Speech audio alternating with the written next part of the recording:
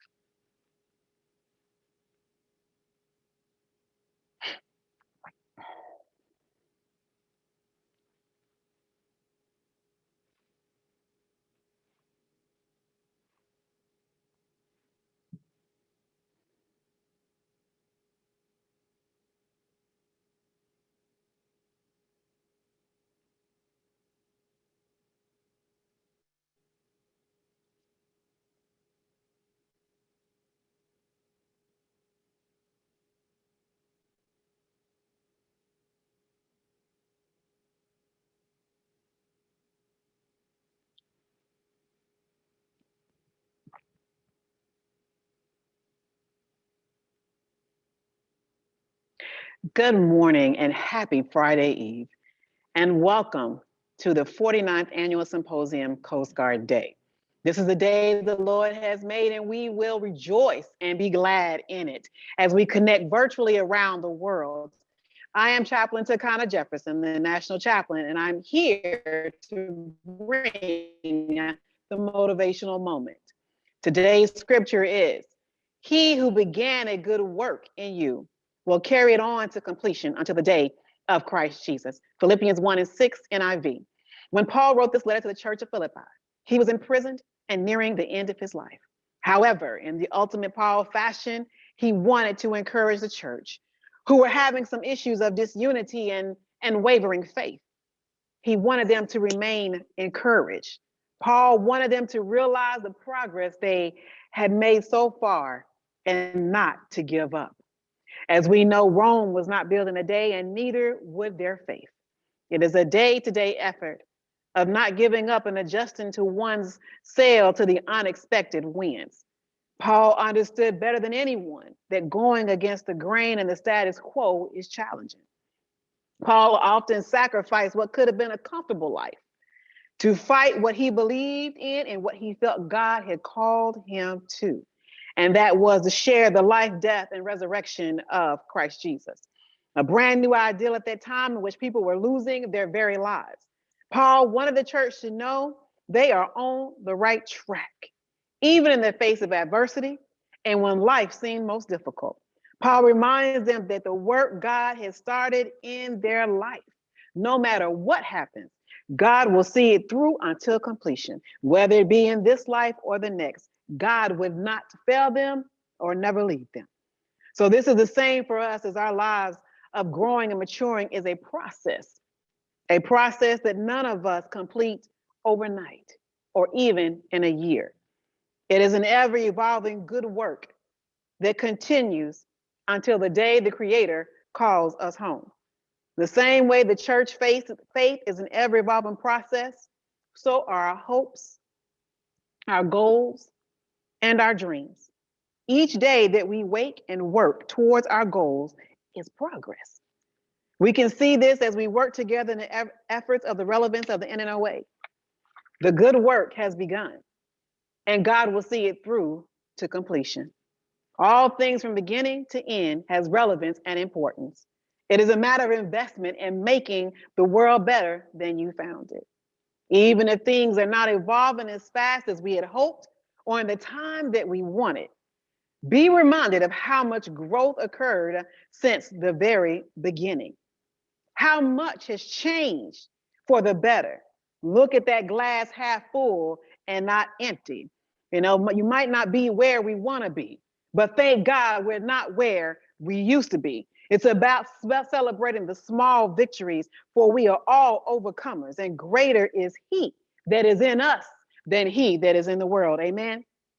So remember, it isn't how quickly you finish the race, but how you endure to see it through to completion. Let us pray.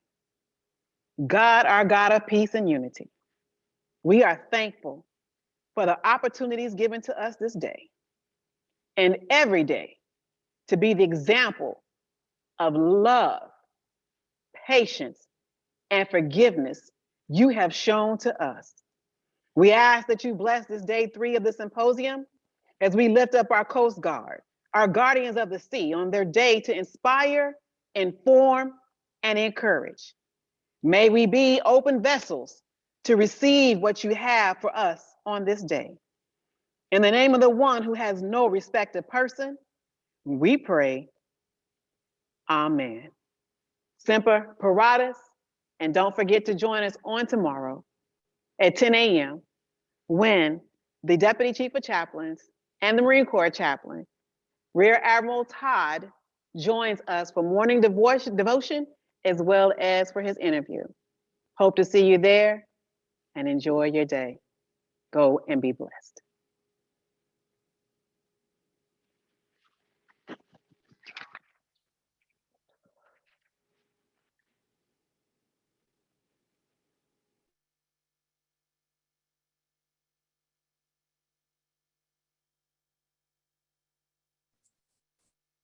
We've got no audio. For D&I, please do so at this time. Also, I'll ask you to silence your personal electronic devices and make sure that those who are virtually, all microphones are muted. Thank you.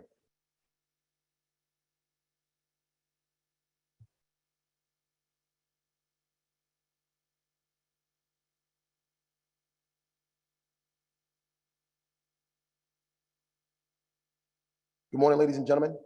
Happy belated 231st birthday to the greatest Coast Guard in the world.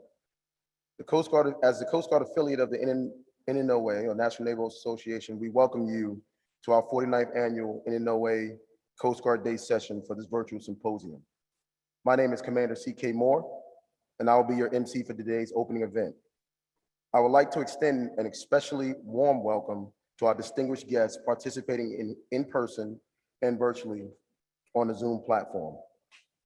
Vice Admiral Manson Brown, U.S. Coast Guard retired. Rear Admiral Stephen Rashawn, U.S. Coast Guard retired. Rear Admiral Errol Brown, U.S. Coast Guard retired, and many other flag and general officers attending virtually from other sea services, excuse me. I would like to start with a few ground rules today for this session. If your internet service can support it, I encourage you to turn on your camera. All mics should be muted. Please ensure to remain muted to ensure background noises don't affect the session. This session is being recorded and shared for future viewing. Next, please update your screen name with your rank and title and preferred name so we can have a sense of who's online. So when you hover over your mouse in the top right-hand corner, you'll see the ellipse of the 3 dots and click on the select rename. Also, for viewing, in the top right corner of your screen, you'll see view options. Click on that to toggle between speaker, gallery view, and things of the sort. Third, we definitely want to take your questions. So please use the chat function to send in your questions for different panel members. For those here at Hitchcock Hall, there are no cards and pens available for you to write down your questions, and we will have them collected by NNOA member, Lieutenant Commander Leslie Downing, who will be running around to collect those cards.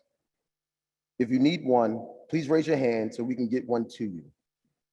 As stated before, we will keep track of them, and the moderator, Lieutenant Commander Cameron Jones, will ask questions on your behalf. The goal is to get through as many questions as possible in a fair and equitable manner without hindering quality discussions. Finally, throughout the session, the NNOA IT team will take screenshots to show the participation via social media after the fact. They may also be used in future advertising or other promotional avenues. So for the past 2 years, as your Coast Guard NNOA affiliates, Lieutenant Commander Concepcion and I were able to build more effective relationships and expand external and internal cooperation among the Affinity Group Council, Coast Guard Recruit Command, and the Office of Diversity and Inclusion.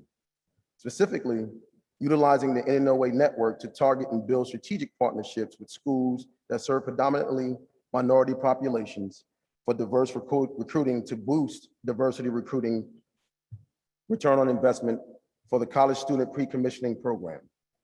This resulted in the assignment of more than 80 minority serving institution ambassadors from throughout the Coast Guard to support the nationwide minority recruiting efforts. Despite the extraordinary demands placed on members during the unprecedented COVID-19 pandemic, we were able to effectively orchestrate NNOA's first virtual symposium at Coast Guard headquarters that was attended by more than 400 people from all 3 maritime services, Navy, Marine Corps, and Coast Guard.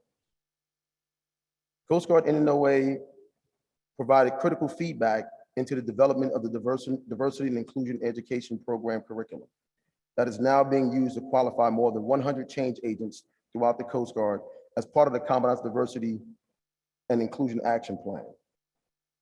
Upon implementation of the Commandant's Diversity and Inclusion Action Plan, Coast Guard NNOA's work within the Affinity Group Council helped to push several diversity and inclusion policy changes that affect underrepresented minorities and women, such as the Confederate flag ban, changes to the Coast Guard tattoo, branding, and grooming policies.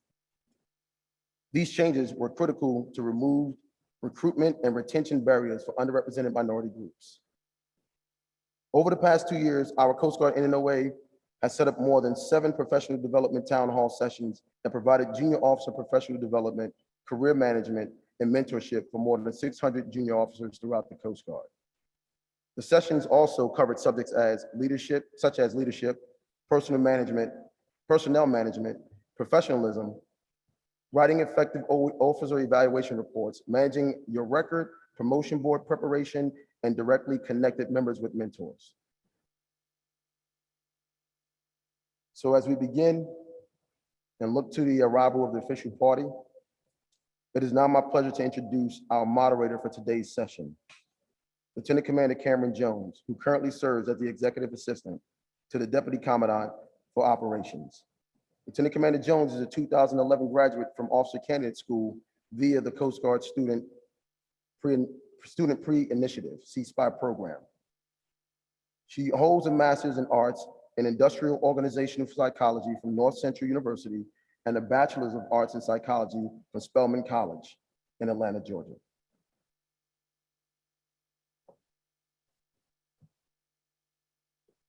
Thank you. Thank you, Commander.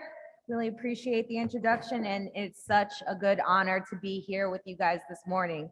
So good morning, everyone in NNOA. Thank you for being here. I just want to say I've been participating in NNOA since I was an ensign. This was a time that I met my first mentors, got my first coaches, advocates, and a lot of my support system throughout my time in the service. So if this is your first time, I highly encourage you to take advantage of it, engage with people, ask questions, and really make this beneficial for everyone. So as I was saying today, you're all here in person and virtually here to participate with some of our most senior leaders in the Coast Guard. As many of you might know, this is our Commandant's last year in the position. The purpose of today's panel is to hear from some of our most senior leaders across the organization that are going to be taking on the challenges now and beyond the next year. This is your time to ask questions and hear from our senior leadership on where we are, where we're going, and where we need to be. So with that, audience, can you please rise as we have the arrival of our distinguished panel.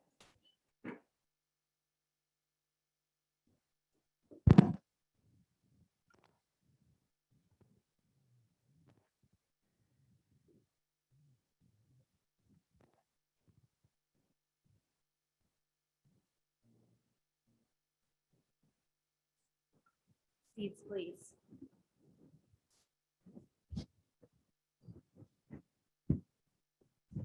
Welcome, good morning. Without further ado, let me introduce our panelists. We have our 26th Commandant, Admiral Schultz. Our 32nd Vice Commandant, Admiral Linda Fagan. The 13th Master Chief Petty Officer of the Coast Guard, Jason Vanderhayden. Deputy Commandant of Operations, Vice Admiral Scott Bushman. Deputy Commandant of Mission Support, Vice Admiral Paul Thomas. And our very own NNOA President, Rear Admiral Sink Harris, U.S. Navy, retired. Welcome. Thank you for being here. So today's panel will include opening remarks from our NNOA President, our Master Chief Petty Officer of the Coast Guard, our Vice Commandant, and our Commandant. After opening remarks, I'll ask our panelists some questions previously submitted by our NNOA membership. Those in the audience, both in person and virtually, will be able to ask questions utilizing the directions that our MC laid out earlier. So let's get into it. Admiral Harris, the floor is yours. Well, thank you very much. Are the cameras working? Are we transmitting to NNOA out large? I'm sorry. Are we actually transmitting to the NNOA Zoom right now? Yes, sir, we are. Okay. Our camera's right in front. Yes, Want to sir. make sure, take this off during the talk. Okay. Just following the Commandant's lead. So good morning and welcome to Coast 49th Annual NNOA Leadership and Career Development Symposium. We are here in beautiful Hitchcock Hall. You know, every group has spoken to us so far, and the Coast Guard has just set the bar higher than anybody else, as usual. We've had a great set of remarks from the CNO Gilday and from Vice Chief, a good engagement with him and a number of others. We had a wonderful joint flag panel, which your own Admiral Joanna Noonan was a member, and she did it on her anniversary. On her anniversary, she did it, so she gets extra credit for that. Yesterday was Marine Corps Day. We had both the Commandant and then we had the Vice Commandant, followed by a General Officer panel talking about leadership development in all sorts of different areas and about diversity and inclusion. And last night we had our first Senior Executive Service panel where we had two of your Coast Guard members, Michelle Godfrey. Michelle, you out here? I bet she's here or she's watching. She's online. She's probably online.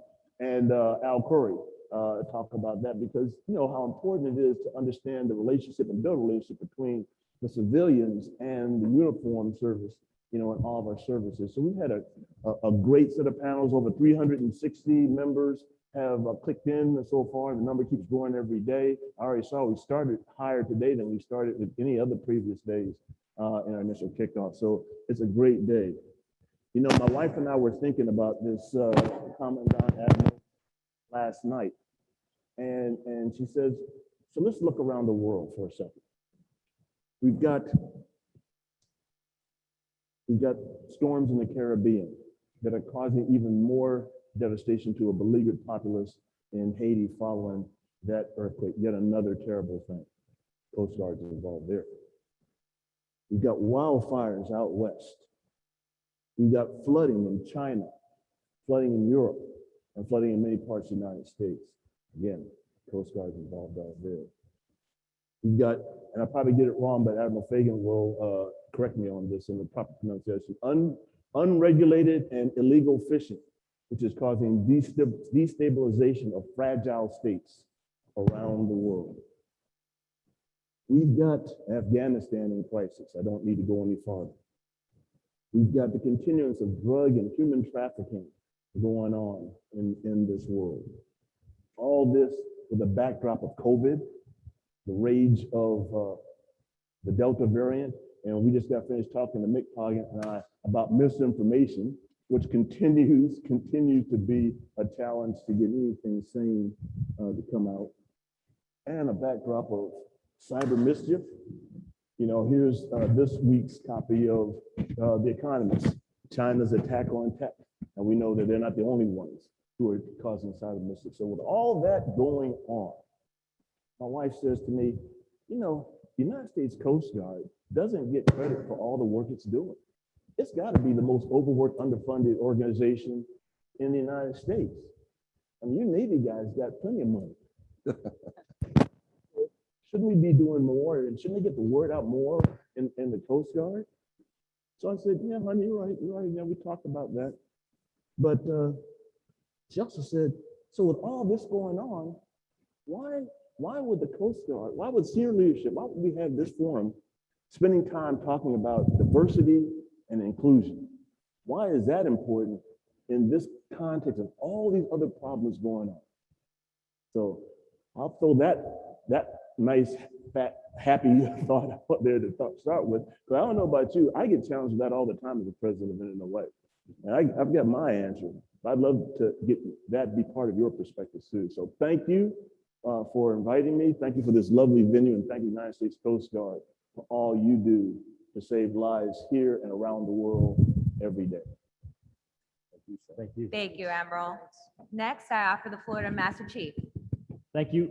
Admiral, thank you. We should probably hire Mrs. Harris to come do some lobbying for us. I think she's spot on with her assessment of how much work we get done with so little, which kind of leads to why we're here today. And I want to thank all the NNOA members for their leadership and their dedication to all their shipmates, because we really need everybody to get the job done. We need a diverse perspective. When you tackle a problem or when you want to accomplish a hard mission, you need the best picture that you can. You need the best perspective that you can. And so we need everybody in the Coast Guard to give us our perspective, to give us that perspective. And everyone's a recruiter. We talked yesterday with Commander Jones about, hey, this is a good recruiting event for us too. Well, in the Coast Guard, we are recruiting, and everybody's a recruiter. So if you're an NNOA member and you know somebody that might be interested in joining the Coast Guard, please encourage them to go talk to a recruiter. We need folks in the Coast Guard.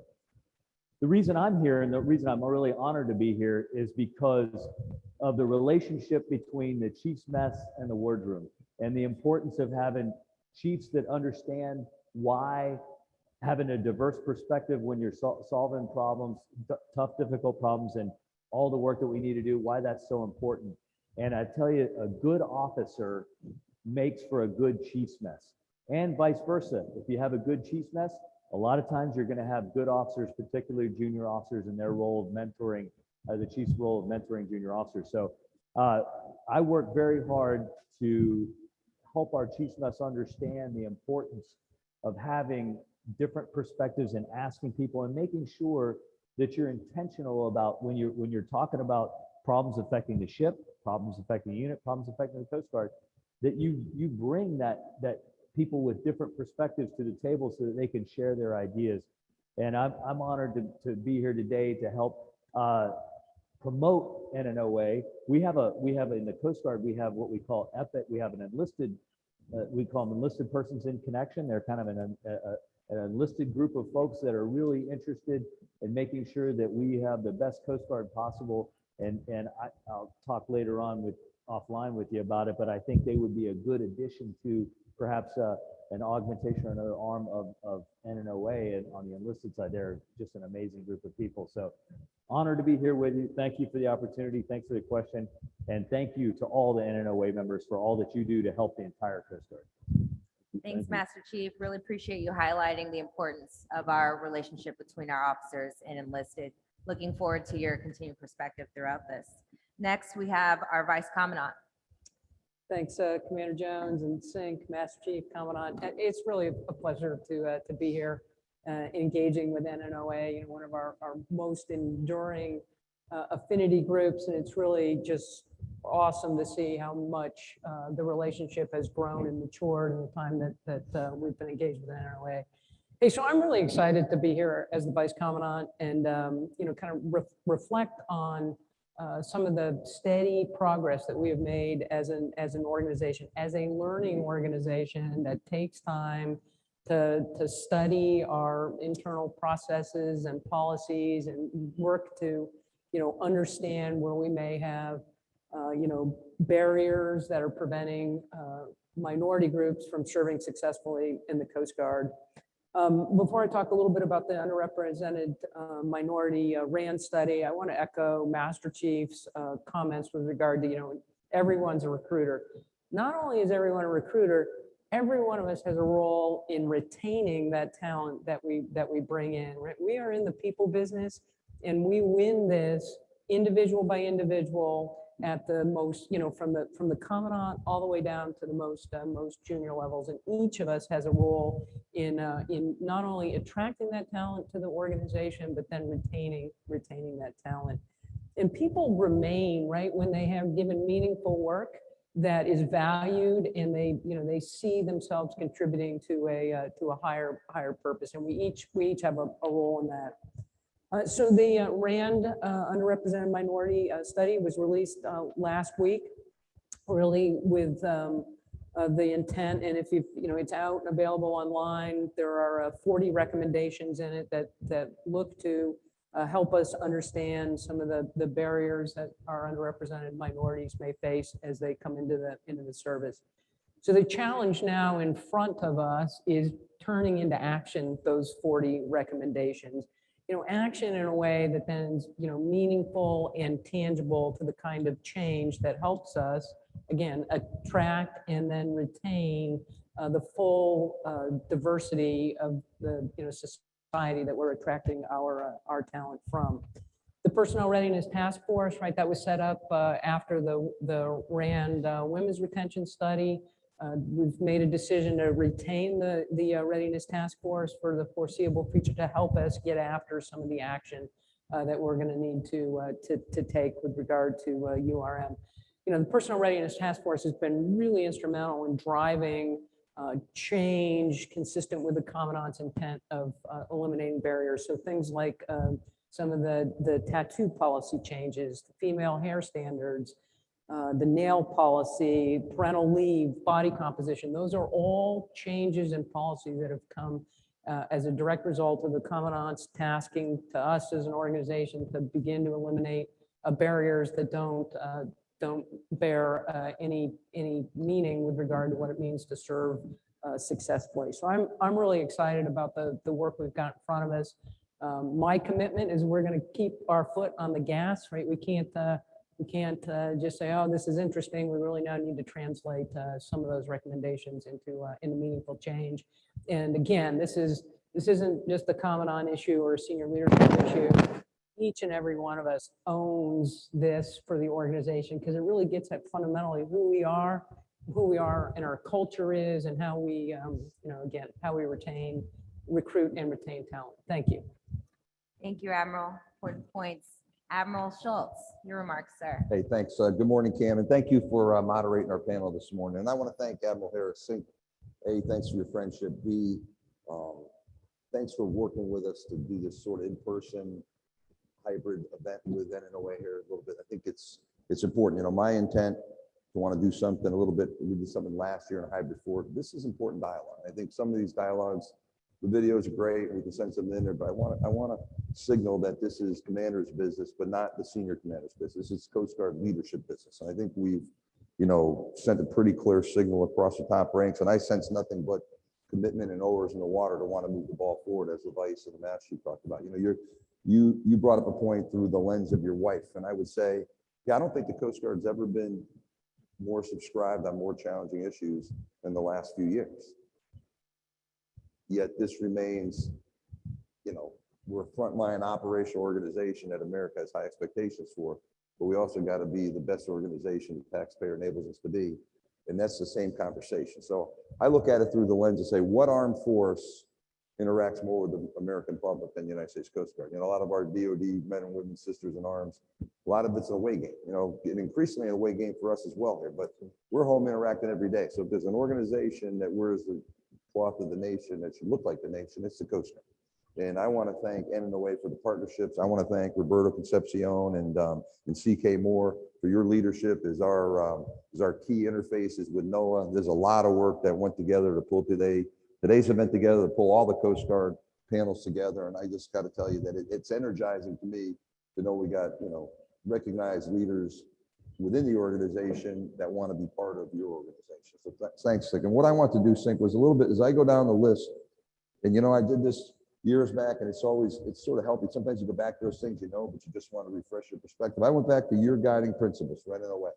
And I'm not so sure things could align more squarely with where we're driving the United States Coast Guard. I'm just going to highlight the 4. Foster an innovative, professional, collaborative environment that supports the sea services' ability to attract and retain a diverse officer corps.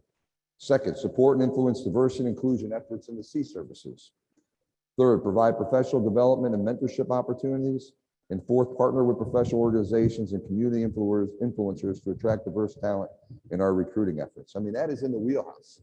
We're an organization, less than 6% Black African-American representation, on average across the entire service, 42,000 uniformed men and women. We got a lot of room ahead of us. That needle hasn't moved much in my career. So when I look at your priorities, your 4 signature sort of things you stand for, that is right in the wheelhouse of what we're trying to work on. So I'm just appreciative of the collaboration, the partnership. What I would say is this is an ongoing dialogue. And the Vice talked about the study coming out. I'm sure there'll be some questions about that, some from the audience, some prompted by like the commander. But at the end of the day, learning organizations commit resources. PRTF was a 1-year Commandant early action item to take the holistic women's retention study. Then we said, well, wait a minute, that was pretty good. We didn't just do a study, stick it on a shelf. We actually actioned a lot of things. As I've traveled around the service in recent months, which is one of the privileges of the job, I interact, and a lot of young mid-grade women are excited about some of the changes. I mean, we don't have the data that say, hey, we cut that retention gap of 5 to 12% down to 3 to 4%. But I'll tell you, there's some energy, there's some early signals.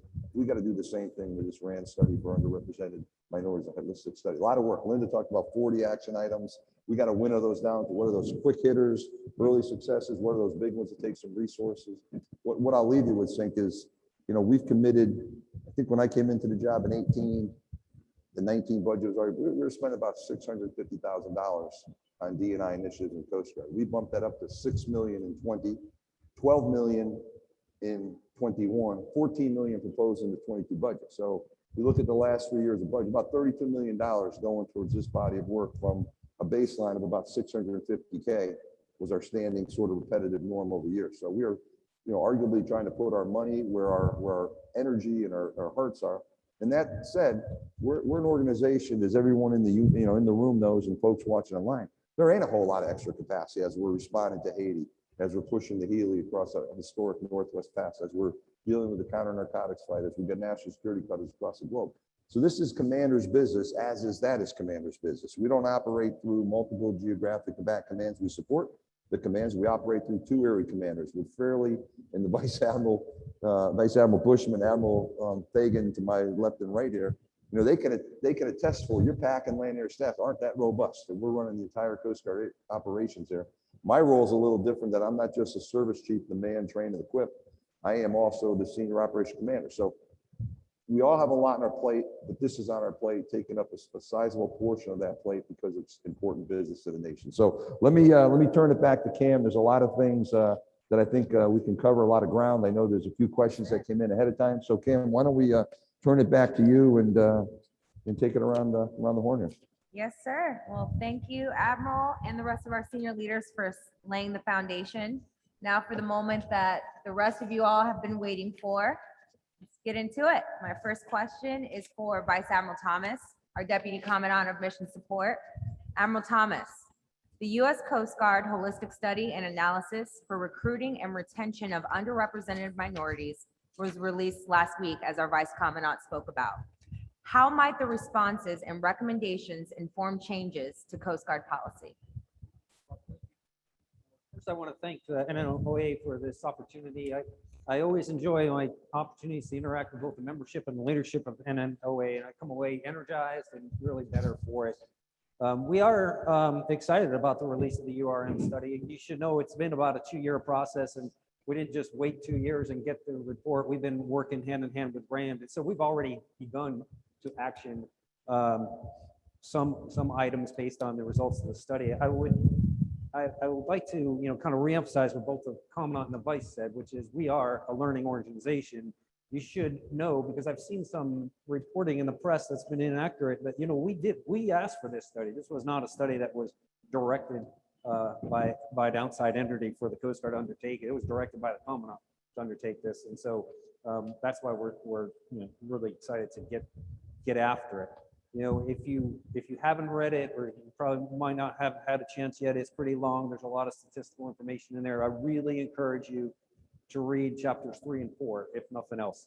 Rand gave us 40 recommendations across 5 areas that deal with how do we assess, develop and assign, advance, retain our workforce, and then what is the workforce's perception of the environment.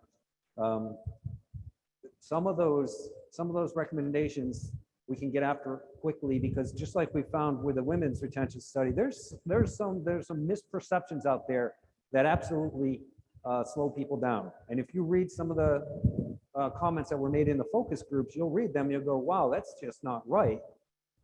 We don't have a policy that prohibits that, or we do allow this. And so we're going to focus once again on making sure the workforce is fully aware of what's already available to them. And I'd ask you to help us do that as well.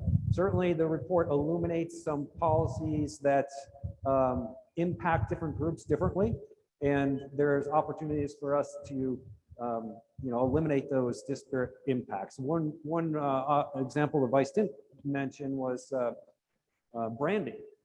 We know that URMs are more often likely to have brands, and sometimes they have 2 brands. And we had a policy that said you can only have 1 brand, and we couldn't figure out why you couldn't have 2 and still be a coastie, so we took that barrier away. So we're getting after that. I think the other real impact of this study is that it really helped us understand what barrier analysis is and how to do it, and it will allow us to make sure that as we develop future policies, we do it with an eye of, look at disaggregated data, identify those barriers, and ensure the new policies don't inadvertently put barriers in place. The Vice mentioned the PRTF. They will be working hand in hand with a team at FORCECOM and CG1 and across the enterprise. Most importantly, though, we hope to continue to work with all the affinity groups, but particularly NNOA.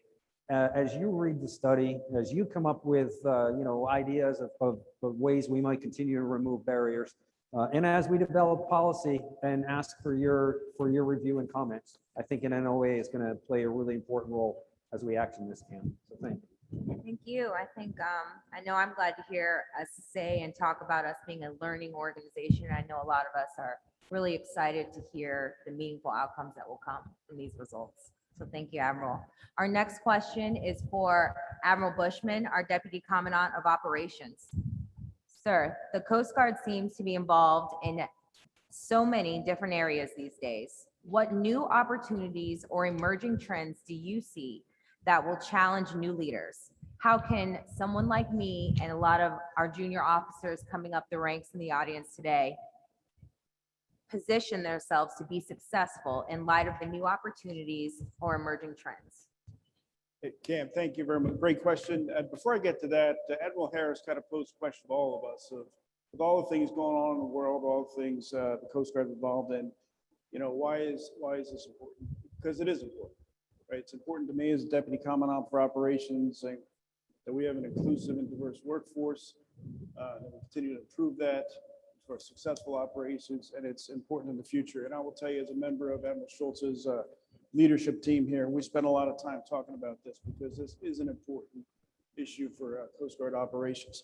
Now, Cam, to get to your question, I think about all the opportunities out there, all the things the Coast Guard's involved in, and I got to tell you, it's exciting. And I think about the fact that I've been a Coast Guard officer for 37 years, and I think about all the opportunities out there. The one thing I think about is I wish I could start my career all over again. So for a junior person thinking through these different things, what the different opportunities are, first off, I'd ask you to be excited about that. Think about our different communities in the Coast Guard, whether it's the Cutter community, We're involved in the largest recapitalization we've had since World War II. We're putting new assets out there that are truly unbelievable assets, and the successes they're having, their capabilities they're having, the opportunity to serve on one of these assets is truly, truly, truly tremendous. I think about where they are, whether it's the Monroe, they're in the Indo-PACOM right now, it's cutters off of Greenland right now, whether it's the Healy doing a circumnavigation of the North America right now, whether it's cutters off of Haiti, helping people that truly, truly need some help right now. And those opportunities there. I think about cyber. And we have about 500 people on the Cybercom. They are laser focused on important issues like protecting our Coast Guard networks, protecting the marine transportation system. How do we use cyber to further our Coast Guard operations?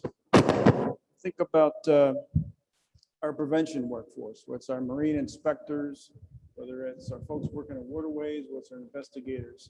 What they're dealing with the advanced technology, whether it's automated systems, whether it's some of the offshore industry, whether it's LNG, whether it's offshore energy, increasingly complex, and how critical their work is and how important their work is. I think about our intelligence community, as we're a member of the national intelligence community, and how we're really working tirelessly to have intelligence drive operations. And I think about our aviation community and what they're doing right now. If you haven't seen, there's a news piece out about some of the work our air crews are doing in Haiti. Amazing, amazing work. And I just think about the opportunities. And that's in operations. On the support side of things, we need tremendous folks in support, whether it's in acquisition, whether it's in engineering, whether it's in our C5I community, whether it's in human resources, because none of these operations we do in the Coast Guard are successful without world-class support. So I think the opportunities for young folks are truly, truly endless. As you navigate your career, maybe I ask you to think about it from a success standpoint, is learn about these different opportunities, learn about our different communities. Choose something you're truly, truly excited about, because there is a lot to be excited about. I ask you to think about, work hard. We all kind of work hard. You work at it, learn your trade craft, live our core values, have good mentors that help guide you through these different things, help you navigate your career, build your network, and continue to work hard and do great things. Because when I go out and about, whether it's here at headquarters, when I was out in the field, when I go out and see junior folks or they're enlisted or officer, what I see is some junior folks doing extraordinary things. And just choose your career field, be passionate about it, and do great things. Thanks, Cam. Thanks, Admiral. Our next question is for Admiral Schultz. You highlighted earlier in your remarks the great things that we've been doing by improving our budget and focuses on D&I. Can you discuss the Coast Guard's budgetary priorities for FY23 or 22, excuse me? Yeah, sure, Cam. I can do that in about the next 90 minutes, but I'm going to do it in about 2 minutes. I would tell you this: our priorities in what'll be my 4th year in the job, 3 months, I guess a quarter into that 4th year, is readiness will remain our #1 priority. I mean, we have been laser focused on readiness, and I think when you really sort of spiral develop out from that, it's about people. It's readiness on people. I think the biggest challenge that the 27th, 28th, 29th Commandants will face is, bringing folks to the Coast Guard that are excited about the mission, that want to come and want to stay. We've got a service with the highest retention, and we need people to stay in and become, from apprentice to journeyman to masters of their trade, and our enlisted rates and our officer rates. And that's a little bit different thinking than maybe the modern workforce. So we've got to invest in people initiatives. We've got to invest in initiatives for medical care for the member and their family, additional mental health. So readiness with a strong focus on people, the modernization. We got to maintain pace on recapitalizing the Coast Guard. I think Admiral Bushman or one of my colleagues to my left talked about, we've never been at a higher pace for recapitalization dollar invested since the Second World War. We're building world-class ships and with world-class capabilities, and we need the Coast Guard men and women to go operate them. We need Coast Guard men and women from diverse communities to operate them. Becoming an increasingly diverse Coast Guard, but not having folks from diverse communities representing us in the frontline operational missions. That's a partial win. We've got to get representation across all our fields of operation. I think we see some of the same challenges when you look across the senior Department of Defense ranks. combat arms professions. That tends to be where folks come out of the Navy and go, serve as flag officers. They come out of the Army, the Marine Corps as general officers, commanding frontline operation units, special forces units. So we've got to make sure we're priming the well. But back to the budget, I'm encouraged. The 22 budget on the Hill right now it builds on the momentum of the 21 budget. There's about almost 7% increase in operations support. And that's where we've been starved in recent years. We've got a lot of money for capital projects. People want to build ships in states. We're starting, I think, turn the corner, move the needle on a conversation about what does it take to deliver the Coast Guard the nation needs. The Secretary's glommed onto that. He and the DepSec have been strong advocates for us. So I'm really encouraged that the President's budget on the Hill is a great start point, and I'm really optimistic that Congress is going to sweeten some of those people initiatives, maybe some of the acquisitions programs. So I think we're having a different conversation in the coming years about what kind of a Coast Guard does the nation need, and hence what kind of a Coast Guard does the nation need to pay for. So I'm going to continue to press in on that. And as I mentioned before, this slice for diversity inclusion is a piece of that human capital plan, and we've got to spend some money there if that's our top priority. Put our actions and our behaviors where our rhetoric is. Thank you, Admiral. Just following on and just your last comment about action behaviors, Admiral Fagan, this question is for you. In March, we had a service-wide stand down about extremism. How does the Coast Guard hold people accountable who demonstrate extremist behaviors? Yeah, thanks for the question. And, I would actually expand from extremism to any of the isms. So whether we're talking racism or sexism, right? These are behaviors and views that are inconsistent with our core values as an organization.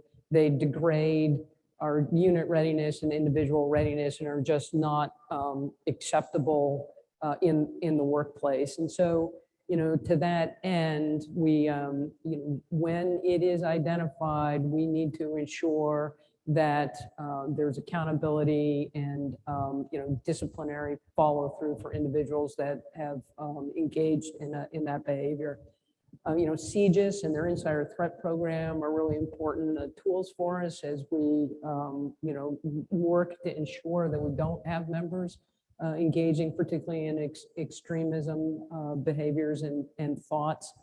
And, those that do and are found to have done that, we have policy and procedures for, for follow through and accountability, either through a criminal prosecution or the UCMJ. What I would ask of each of you though, right? So one, make sure you are aware of what the policies are, what extremism or racism or sexism looks like. And then each and every one of us has an obligation to act when they see or find out that an individual has engaged in that behavior.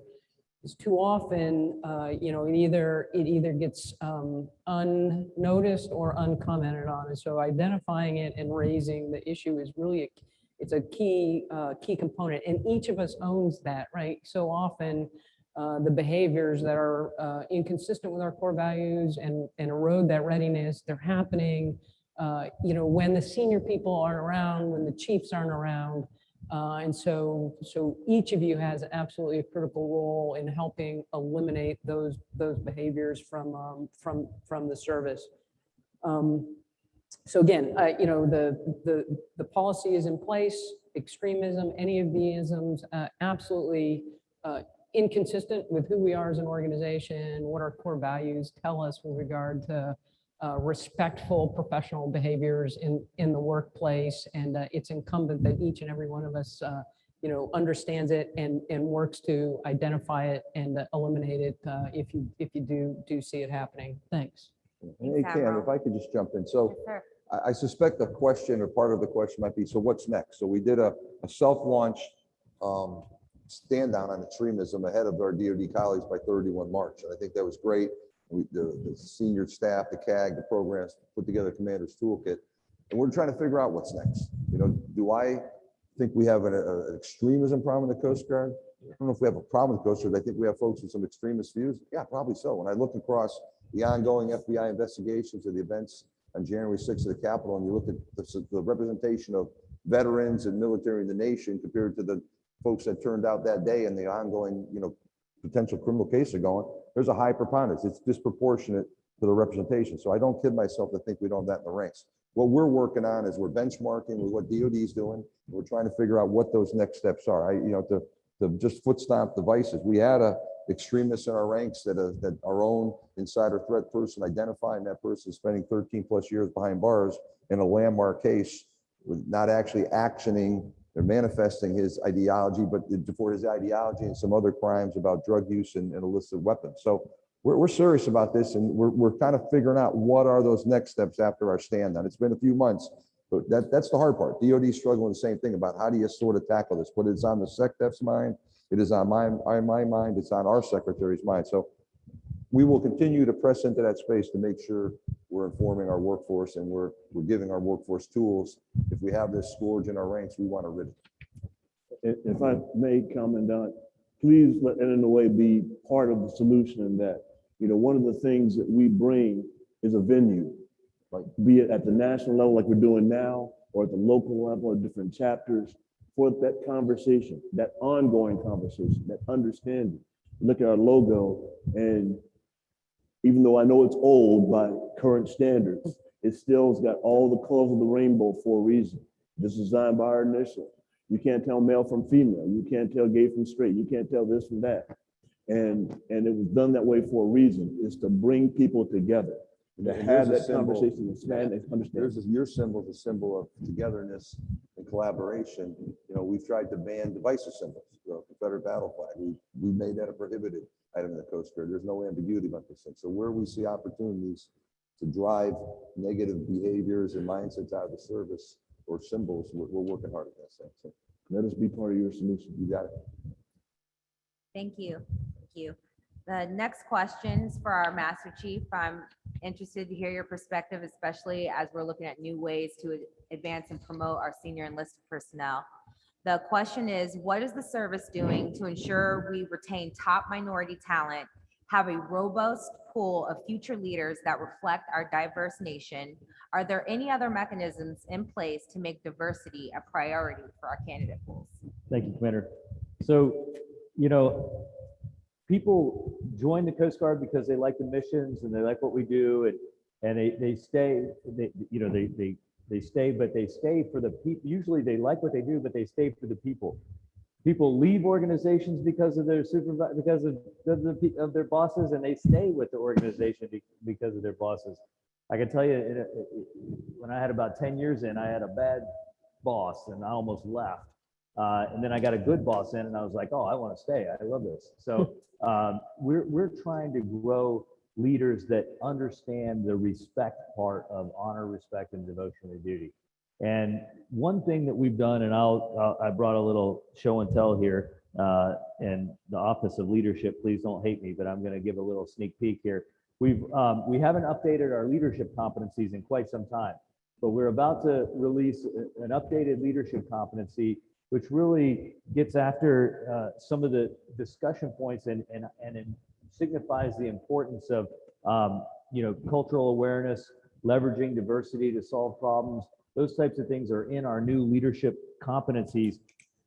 All our leadership training, our EPME, the way we develop and grow our enlisted are based around these leadership competencies. So we've taken these concepts that are going to be so critical to the success of the future of the Coast Guard, and we've incorporated those into all the leadership training and the advancement in how we professionally develop the senior enlisted and really all the leaders of the future, both officer and enlisted. I would love to tell you that the Chief's Mess controls the tone and tenor of the enlisted workforce, but it's probably more at the E5, E6 level. So we really need to be able to get into that level. When somebody's coming up for their first reenlistment, they're probably not basing it on how they were basing their decision to reenlist on how the chief was with them, or it's really how their immediate supervisors were. And that's the E5s, E6s are kind of the culture keepers of the enlisted workforce. So I really need to instill in them the importance of the perspective. You know what, when I go around, I tell people that when you're navigating a ship, you have a radar, you use your radar to base your navigation decisions. And when you're looking at the radar, if you were missing part of that radar return, are you just going to continue to navigate the ship even though your radar is not working properly? No, you're going to call the duty ET and you're going to say, duty ET, fix my radar before I go do anything else. Well, the reason why is because you need a 360-degree view of the horizon to make safe and effective navigational decisions. We need that kind of perspective in the Coast Guard as we solve the problems of the future, as we meet the needs of the nation of the future. We have to have that 360-degree perspective in everything that we do. And I need people from the city, I need people from the country, I need people from the north, I need people from the south. I need all walks of life.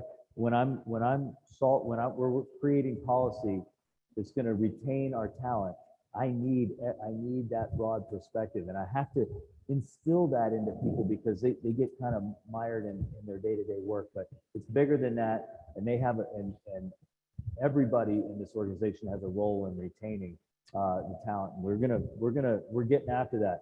As the Commandant said, we have orders of magnitude more money behind the training and the awareness and educating the workforce on the importance of having that perspective in everything that we do. You know, it's interesting that in the Navy, you've got the core values for a long time, honor, courage, and commitment. There's been a lot of talk, especially in Task Force 1 Navy in the group, about adding respect to the core values. So it's not just a song by Aretha Franklin anymore. I'm just taken back by the senior culinary specialist in the free world's nautical radar analogy. That's right. That's pretty impressive, right? I try to be a man of all things. You are. You are succeeding. But his first answer should have been, I'm going to slow down. Yeah, true. Take a fix. Make sure I know where I'm at. Is there anyone else that'd like to add to that? So I'll add a little bit, right? I think one of the things that I've seen change, in my, 8-9 years as a flag officer is just how much more intentional and deliberate and focused we are on the need to attract and then retain a diversity into the organization. Commandant talked about, we're also putting our money where our mouth is. There's resourcing that is coming into that conversation, and it really requires, and we're on this journey now, right? A deliberate and intentional and focused effort. So any organization, you're only as diverse as you are on day one into the session point. So when you look at a boot camp class that comes into Cape May, all you can do in time is lose diversity, you don't gain. And it's true for the officer session side. And so being really intentional and focused on how do we improve our recruiting numbers, and then how do we retain. The other thing, and DCMS talked about it, is looking at policies with a mind towards eliminating barriers. And the women's retention study identified a number of barriers that our policies for transferring people and moving them were creating for women. And so I'm really encouraged by the focus and the sustained effort to really get at this in a deliberate way, and not letting it become just a checklist or a one and done. This really becomes fundamentally about who we are as an organization and how recreate that culture that not only attracts diversity, but it values diversity, and it retains it, and it embraces all of that, because we truly are stronger as an organization with the breadth of that diversity. And as we said earlier, right, this is every one of us, in uniform. This is our business. It's commander's business, but it's also each of our business at an individual level, because it is, at the end of the day, it's about that one-on-one relationship with the person sitting in the cube next to you or your immediate supervisor. And we should all have a sense of urgency and energy around what that best, most diverse and talented workforce looks like for us. Thanks. Thanks, Admiral. I think this next question, we're starting to get some in from the audience, Mary, as well, with what you were talking about. This next question, I'll just push it out to the panel and see who would like to answer. It says, with the release of the Diversity and Inclusion Action Plan, it is undoubtedly clear that the Coast Guard is dedicated to racial/ethnic diversity. That being said, what about religious diversity?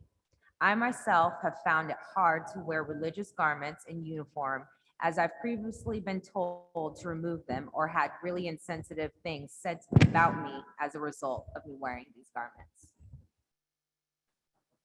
Shot at that. I mean, the DIAP is about inclusion, and inclusion is about everybody. And so, absolutely, one of the reasons why we changing or modifying our leadership competencies is because inclusion is a leadership competency, right? It's all about leadership, and it's about intentional leadership, as the Master Chief said. So with regard to religion, I think that's obviously we got to ensure people remain mission effective, they remain safe in the conduct of their jobs. And we just had this conversation with regard to ponytails, and some people had some concerns about the safety of women in ponytails when they're around rotating equipment. Well, don't wear a ponytail around rotating equipment. That's a leadership discussion and a leadership issue. So I think we have the ability to include everybody where we can within the context of our missions and keeping our people safe. So I just leave it at that. I tell you, I think that religious diversity is one of the core strengths of our country. I mean, you think about, why did the first pilgrims come over here? For religious freedom. It's been an ongoing struggle throughout our country's history, but one toward more freedom, not less. And when you travel, and we've all traveled around the world, we've seen societies that don't have that type of tolerance and what happens to them. So our embracing of religious freedom, and that includes the freedom not to have any religion, or whatever you don't believe, is a core strength. And look, I've been to every church that a Black man can go to in Washington, D.C., because I was born about 2.5 miles from here, all right? Went to a Catholic high school. I'm not Catholic, all right? I've been around the world. And I gotta tell you, there are good people of all religions. There are bad people of all religions. There are good people who have no religion, and there are bad people who have no religion. But it's that understanding that we ought to have. And I go back to our symbol. Can you tell which one is Catholic, which one is Muslim, which one is Wiccan or whatever? Thank you. Another question from our audience says, there are disparities between racial groups on the perceptions of the impact of COVID, which have affected unity of effort in addressing it. How has this impacted retention and recruitment as you look to reconstituting the workforce? Mike wants to speak up. Anyone else? I don't think we know yet. If you're asking, have we seen impacts in retention and recruiting because of COVID or because of vaccinations?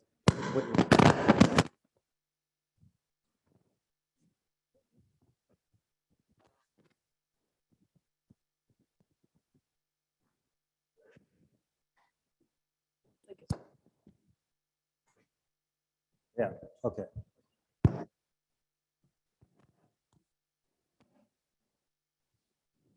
Oh, you want to turn yours off and go to the mic maybe? Yeah.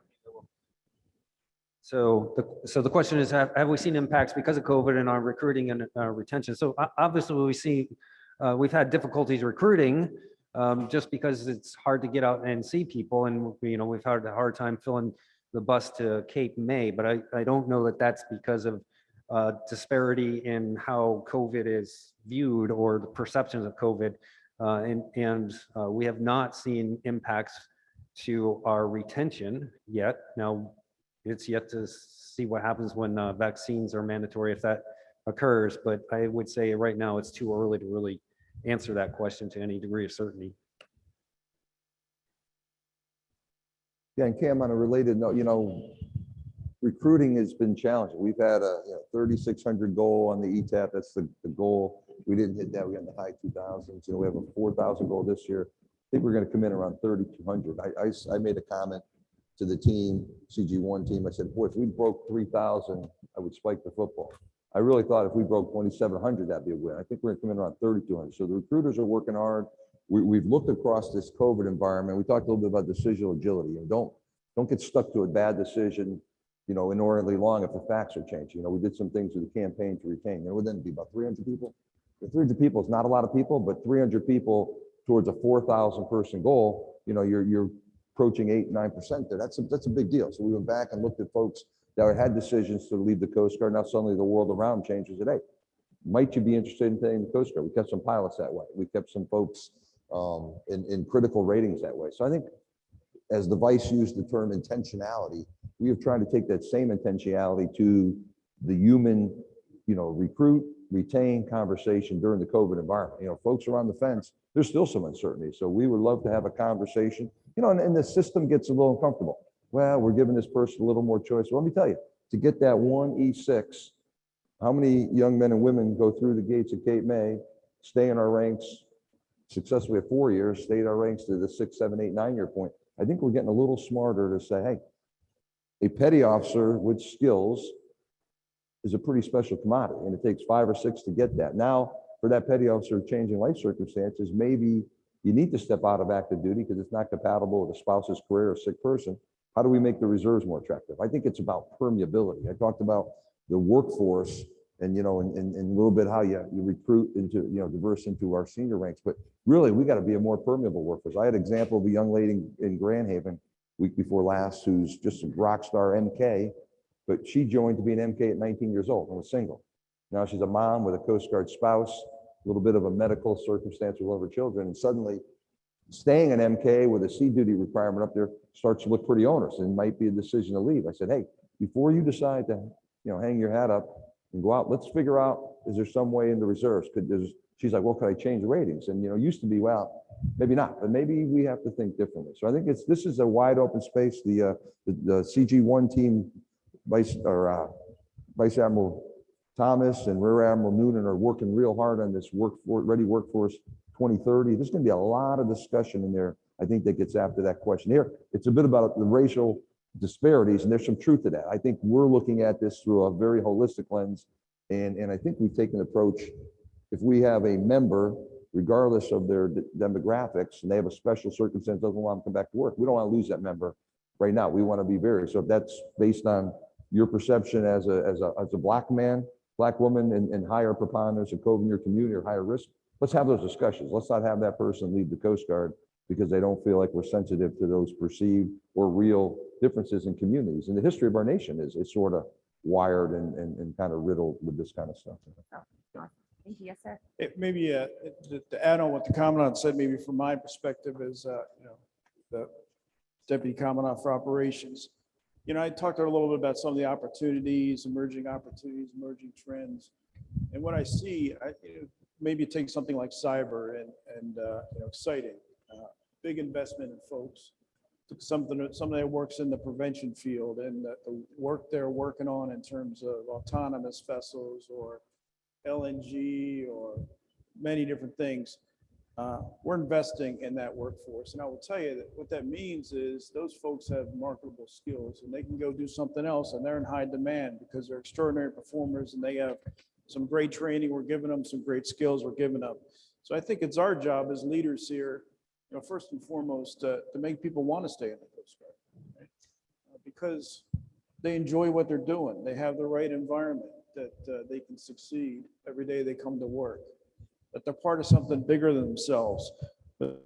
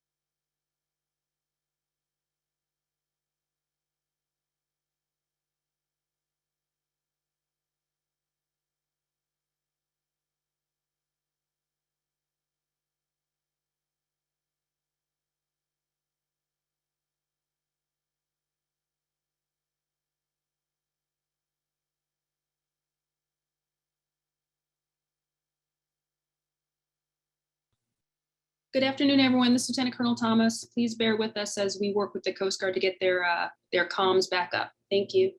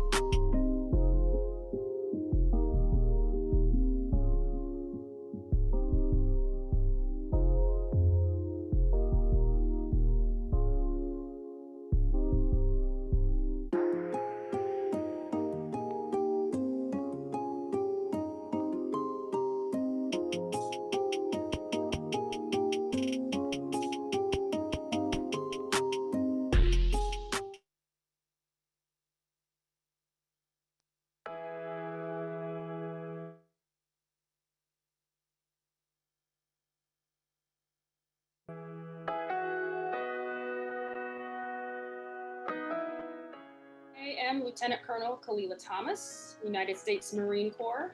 Currently, I'm stationed at the United States Senate, working for the Headquarters Marine Corps Office of Legislative Affairs. This year, I'm your 2021 Symposium Chair, helping to put together the program that you're going through for these 5 wonderful days. I do hope that you certainly enjoy it.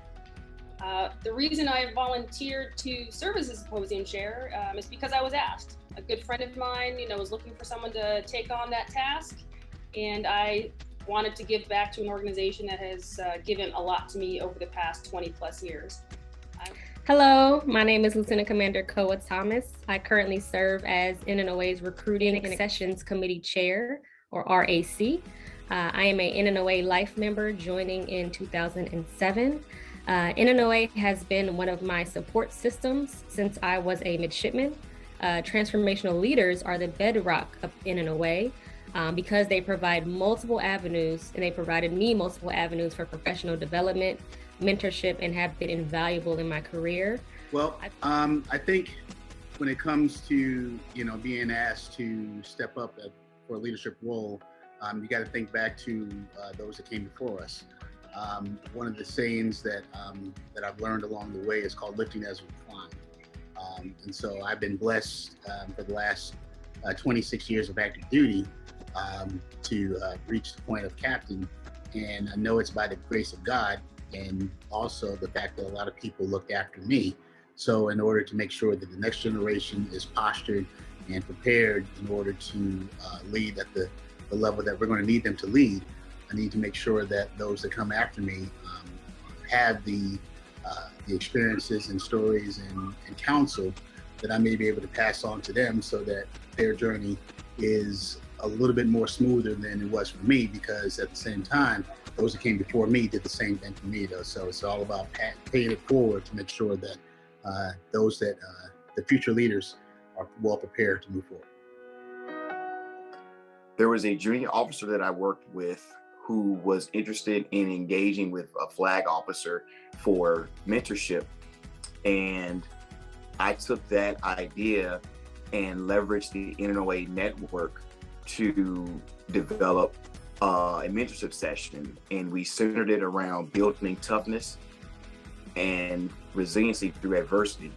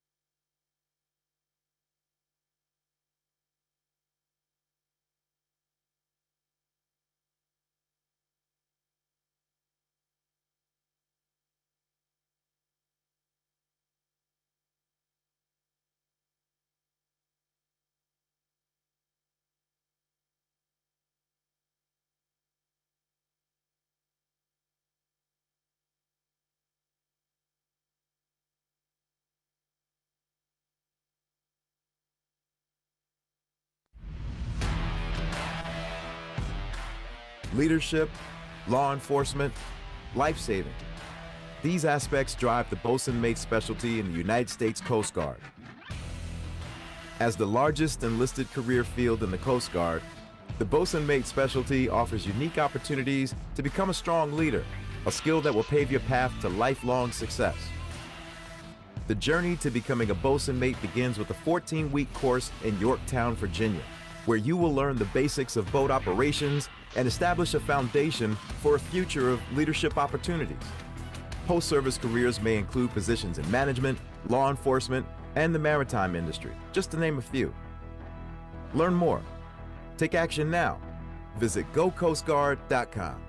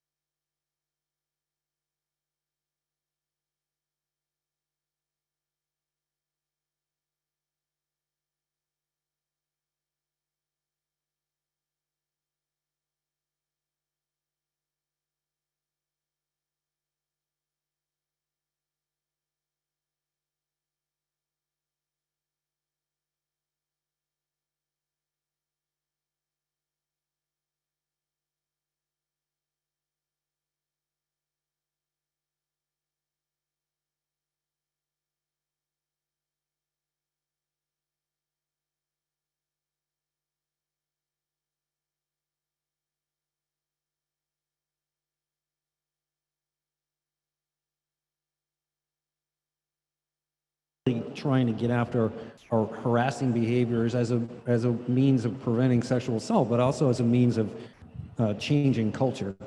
The Commandant has directed me to stand up a team to look specifically at this issue of accountability for harassing behaviors, and that team has been chartered and is underway. It's really an outgrowth again of our SAPR committee, who looked really hard at the prevention part of SAPR and said the only way we can really get after that is to get after these other behaviors.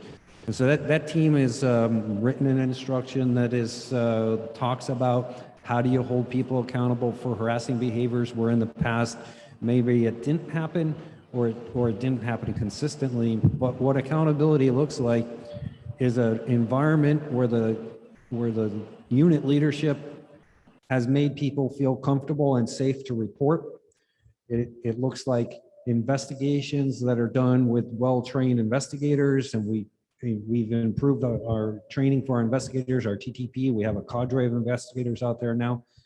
It looks like action taken on the basis of that investigation, whatever the appropriate action is. And really key to this, it looks like tracking things that we haven't tracked before so that we can identify as a person moves around the service, whether this is maybe this person's second, third, or fourth incident that might not have risen in alone to a point where you might take some administrative action. But when you look at the totality across the career, maybe some more action. So that's what accountability looks like, and that's how we're getting after it. Admiral Bushman. Hey, Kim, I think you asked a question to us as come from an operational commander perspective. And,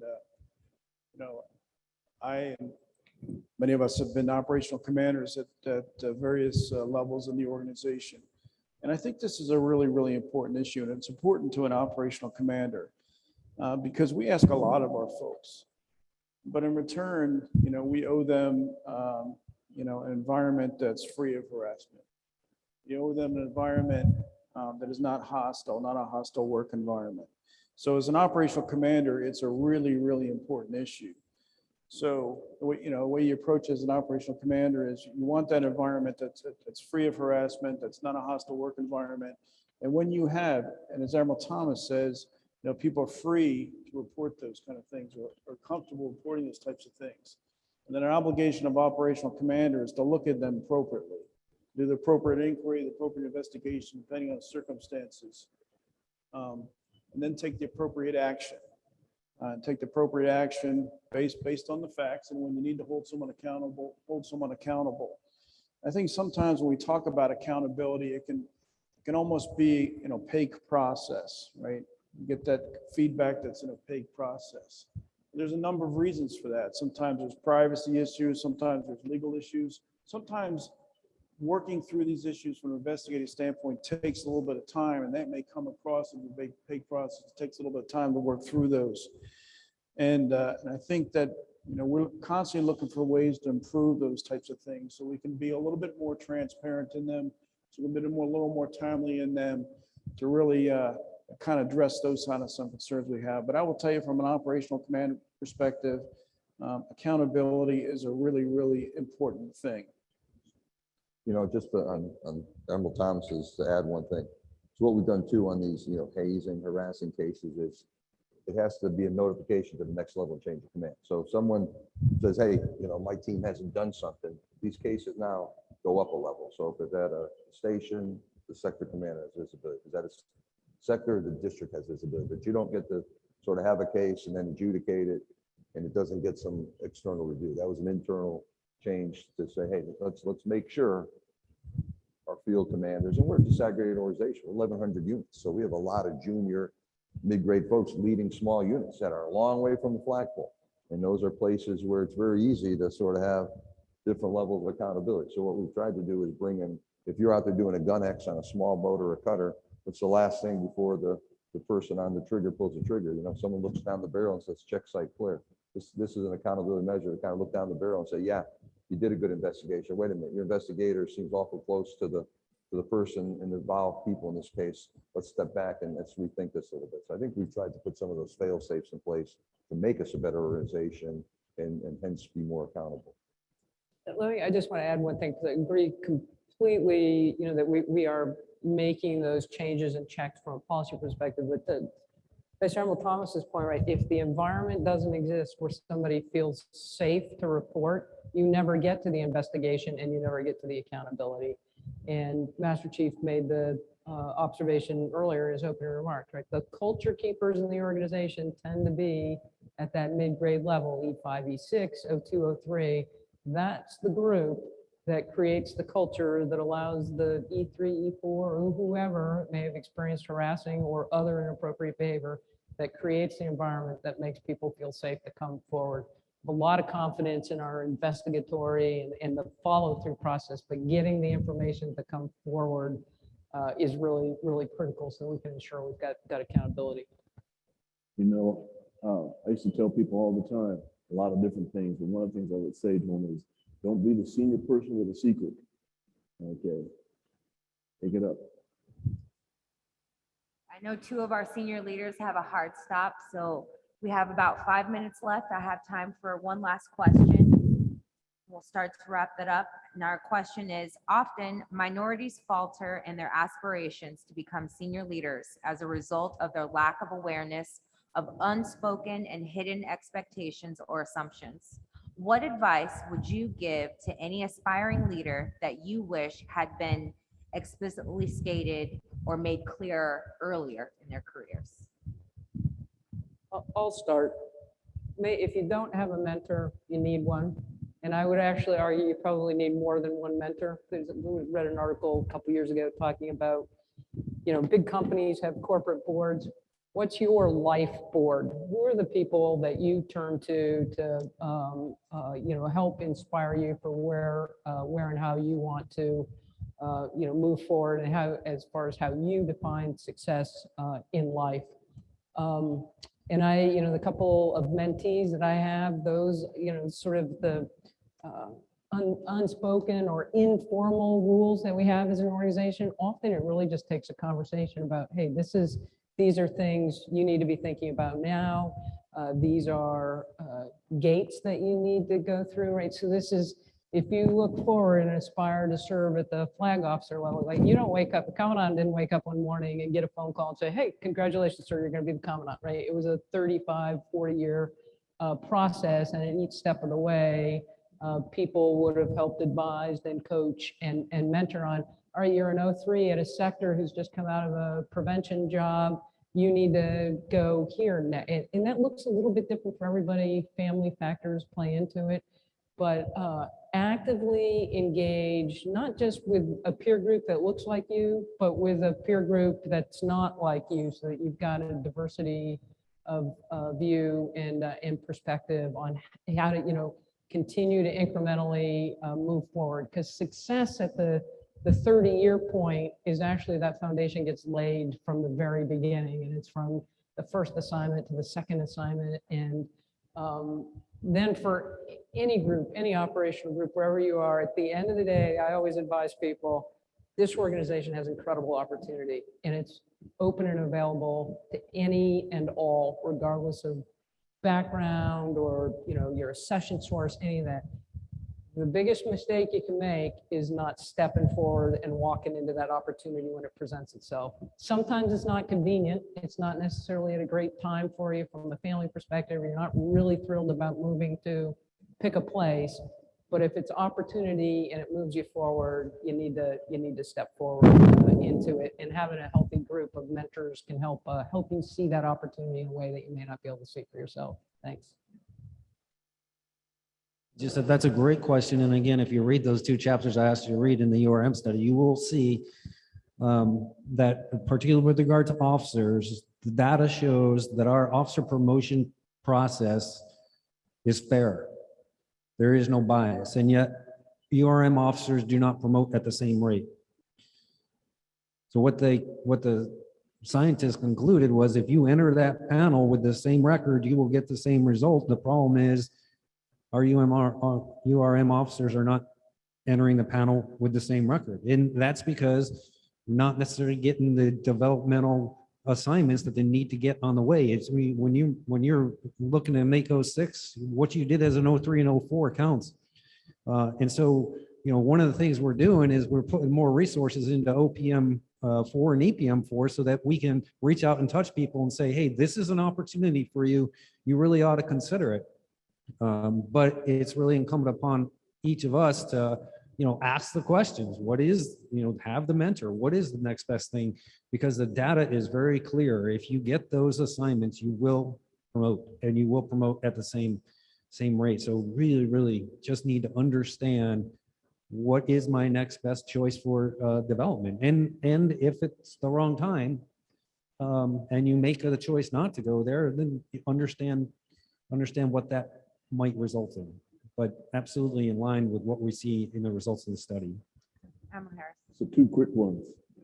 To Admiral Fagan's point, when you're navigating your boat down the channel, do you only take a fix off the same landmark the whole time? No, you take it off multiple things. That's why you need to have multiple types of mentors. To Admiral Thomas's point, some wise person once told me, you know, people need to dial 411 more often than 911. So you got to go out and seek that information. You got to go out and get that mentoring, that coaching. And the last thing I'll say real quick is another wise person told me, I've never had an original thought in my life. I just listen to other people. Service reputation. I was a lieutenant commander before somebody used that phrase about how important your service reputation was to your progress. I'd never heard the term before. And now in this digital age we live in, where everybody's got at least 2, maybe 4 different social media, and not all of them are doing the right thing in them, your service reputation will precede you no matter where you go. It'll precede you when you come out the industry, I'll tell you right now, but it certainly does inside America. I think, apologies, we haven't been able to get to everyone's questions. Really appreciate all the participation. If we have not gotten to your question, our volunteers have gathered them, and we will get answers for those and communicate those through our NNO membership. So thank you all for that participation.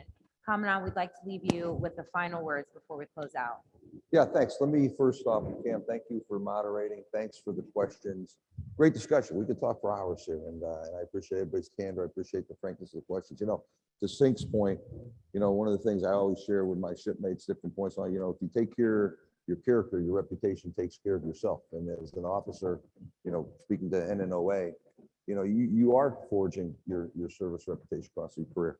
I would tell you, when you look at the math, you take 100 ensigns and you say, along the lines, how many of them are going to get to be a flag officer? You know, it's in the percentages of a percentage, even maybe 1 of 100.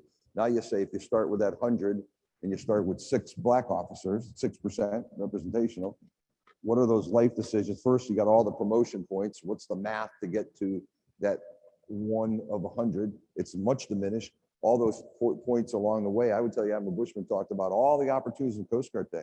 I would tell you it's harder to navigate your career because there's so many things you can do. But there's some traditional path. There's still things you need to do. So the mentorship point about getting many fixes, not just one fix from the same, lighthouse there a little bit. You absolutely got to do that. You got to get mentorship from people that are different than where you think you want to go, that look different than you, and give you some perspectives to help you realize.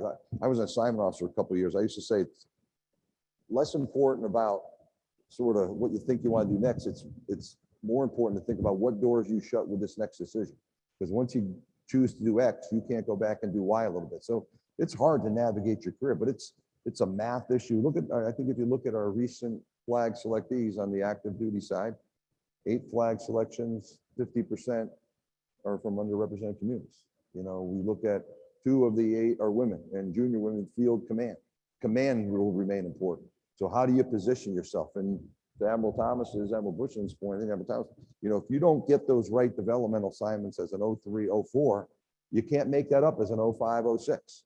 You sort of, so to Admiral Fagan's point, I don't think there's anybody up here who, and I'm not saying the audience isn't doing the same, but there's been a lot of hard choices. There's choices about, hey, is it my time to go because it's hard for my family? Our Schultz rule was, if this isn't fun anymore and not rewarding and it's too hard for the family, that's it. We had those hard for the family conversations, many points. I had people packing their tent. We're going to live in the communities with or without mom, and dad is going to go away. And that's hard. So there's things you can shape, there's things you control. But to me, the conversation where we win to get more folks that look different than me and Bushman in the flag ranks is 6 has got to be 15. In the Hispanics, 3 or 4 has got to be 20. You get different outcomes when you give more people the opportunity to go from that 100 group to that 1. Mathematically, it's a different outcome because everybody along the line, working spouses, elderly parents, that 6 has no less challenges on that front than the 94. So we got to grow and broaden the diversity to have a chance to be successful there. No matter how hard we work it, it's the Russians that say there's a certain quality and quantity. That is our challenge. 15% women in a workforce of 50%. You can make all the policy changes, but 15%'s got to grow to 16, to 18, to 25. And we're growing our sea duty opportunities, 2,000 additional float bills. So women have got to see sea duty as attractive and compatible with other things they do in life. And we got to figure out some flexibility. We're trying to bring waterways commerce cutters to the waterfront as soon as possible. So going to sea doesn't necessarily look like, 75 days at a shot. Maybe you can do it on a smaller cutter where it's not amenable, affordable to our women to do that now, other than being the officer in charge. So these are not easy problems that we're going to have easy successes to overnight. But what I'll tell you is your Coast Guard is working hard. The ideas aren't in the headquarters. The ideas are in the field. So push your ideas up there. The conversation about the inclusive, when's it going to take to be inclusive Coast Guard? We all own being a more inclusive Coast Guard tomorrow. And just my final thought would be, so if you're at an outlying field unit, and you're a senior chief running a station with 48 people, 1/3 of your workforce minimum is going to rotate every year. When you look at the throughput of non-rates, most of the non-rates will come to that unit and maybe be there 3 months. So that senior chief, he or she has got to be responsible for multi-mission on increasingly complex landscape, and probably 40-50% of their workforce is leaving every year. And we're saying, and you got to be an inclusive leader, make everybody feel well. They're not mutually exclusive, but that's a hard thing. That person's got to, the boat's got to be maintained. All the training's got to be maintained. He's got to take care of the families. He's got to engage in the community. It's a near impossible task. So as you evolve as a Coast Guardsman and you sit here and you say, boy, my unit can be more inclusive. I would just ask you to say, think about all the things that are on that senior chief's plate. How can I help him have a more inclusive unit at Station X? Because he or she has got a lot of pressures down the chain from the sector commander, from the district commander. How come the TAMB had a casualty? Now there's an investigation. That is a complex world. So we've all got to own this inclusion piece and recognize what pressures are on that disaggregated 1,100 subordinate unit field commanders. They feel tremendous pressure to be a ready Coast Guard and not let someone die out there, to prevent the next attack on a port.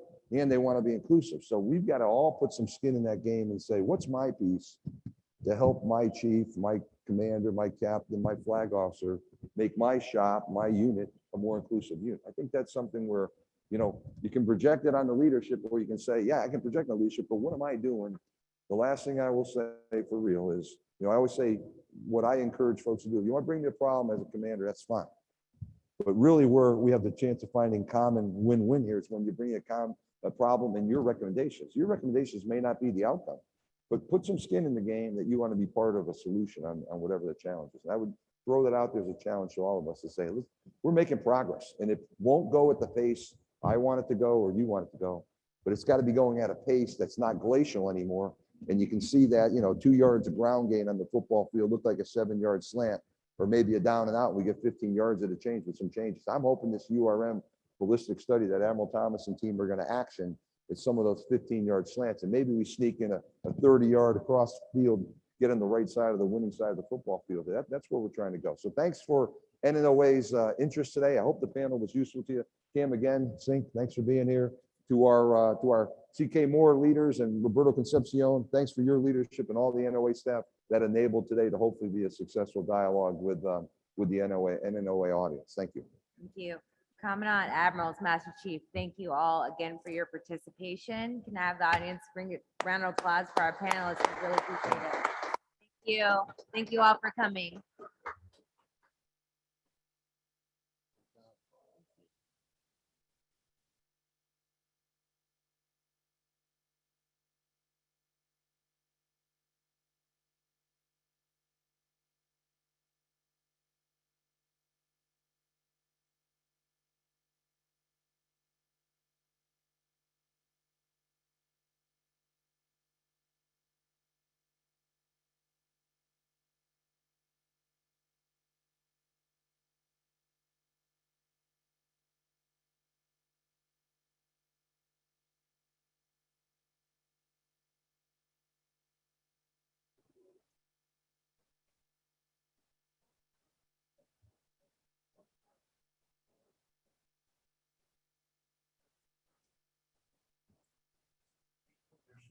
How you doing?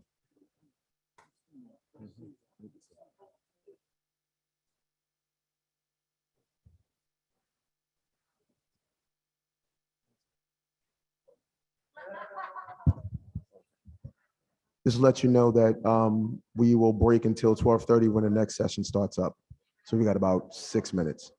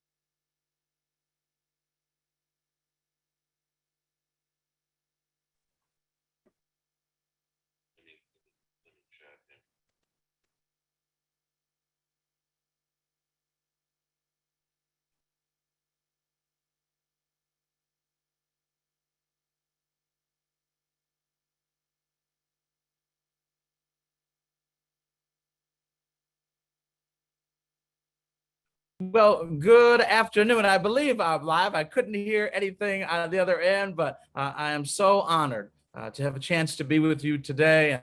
And certainly, while I may not have a military background on myself, my father served, and so I have tremendous respect and appreciation for this audience, for the work that you do and who you are and the sacrifice that you make.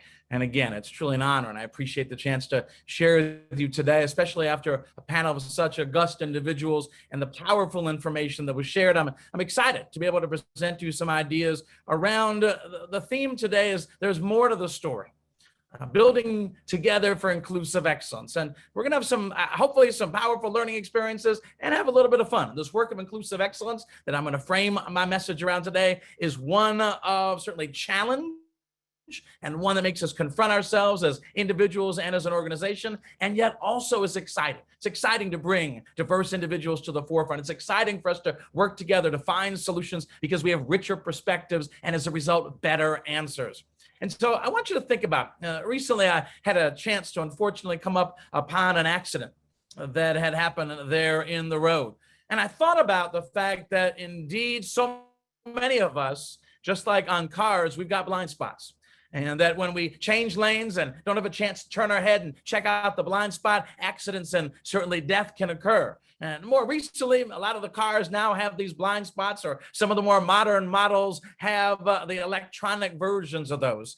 And that's our challenge for us, to be able to find some ways to build in to the systems that we're a part of and to our daily practices, the ability to check out some of the blind spots that are keeping us as individuals and certainly as an overall organization to move to the next level for safety and for better travel. I loved in that last panel, as one of the individuals mentioned, that indeed the power of a 360 perspective, to look all the way around so that we can have the richest ideas and the best possible viewpoint for us in order to make decisions and to create an organization that we're truly most proud of. That idea of a learning organization, I love to be able to hear. Because we see the world from our lens. Person on the left, as you notice, sees 4 logs, and the person on the right sees 3. And we're typically convinced that what we see is the truth. It's a fun little optical illusion, but it demonstrates the idea that as the person on the right is absolutely convinced, there's no way anybody could see 4 logs. Of course, there's 3 logs. That we're convinced that the viewpoints that we bring are official and normative and natural and objective, and they're just our lenses. There's more to the story. And that's indeed of our challenge, to think about how much are we missing. For example, for me, I have horrible hearing, and I'm supposed to wear hearing aids, don't always manage to get them in. And yet I've had numerous occasions where people have told me a story where someone else said, well, I don't think they liked you. And I said, why? And they go, well, you ignored them. And I said, did you tell them that I certainly wouldn't ignore them? I didn't hear them. And so many people might think out there in the world, because of those of us who are hard of hearing, that we have ignored them. We are arrogant. We dismiss people. We don't want to pay attention to folks. And it's not that at all. There's more to the story, but you've got to know people. As individuals, you've got to know their story. And we've also got to know our collective stories around the experiences that people share based on the identity groups they're a part of. There's more to the story. So I'm going to ask you to challenge yourself today, to stretch a little bit in some of the ideas that I want to present. Do me a favor, everybody. You had a chance to sit for a little while and for a few days of really powerful sessions. Everybody, if you could reach in the air as high as you can and stretch as high as you can in the air. Just stretch as high as you can in the air. Get a good stretch because you've been learning and growing. And now reach a little bit higher. Reach higher. All right, put them down, please. And how many people reached higher when I said to reach higher? Well, the challenge is I asked you to reach as high as you could the first time.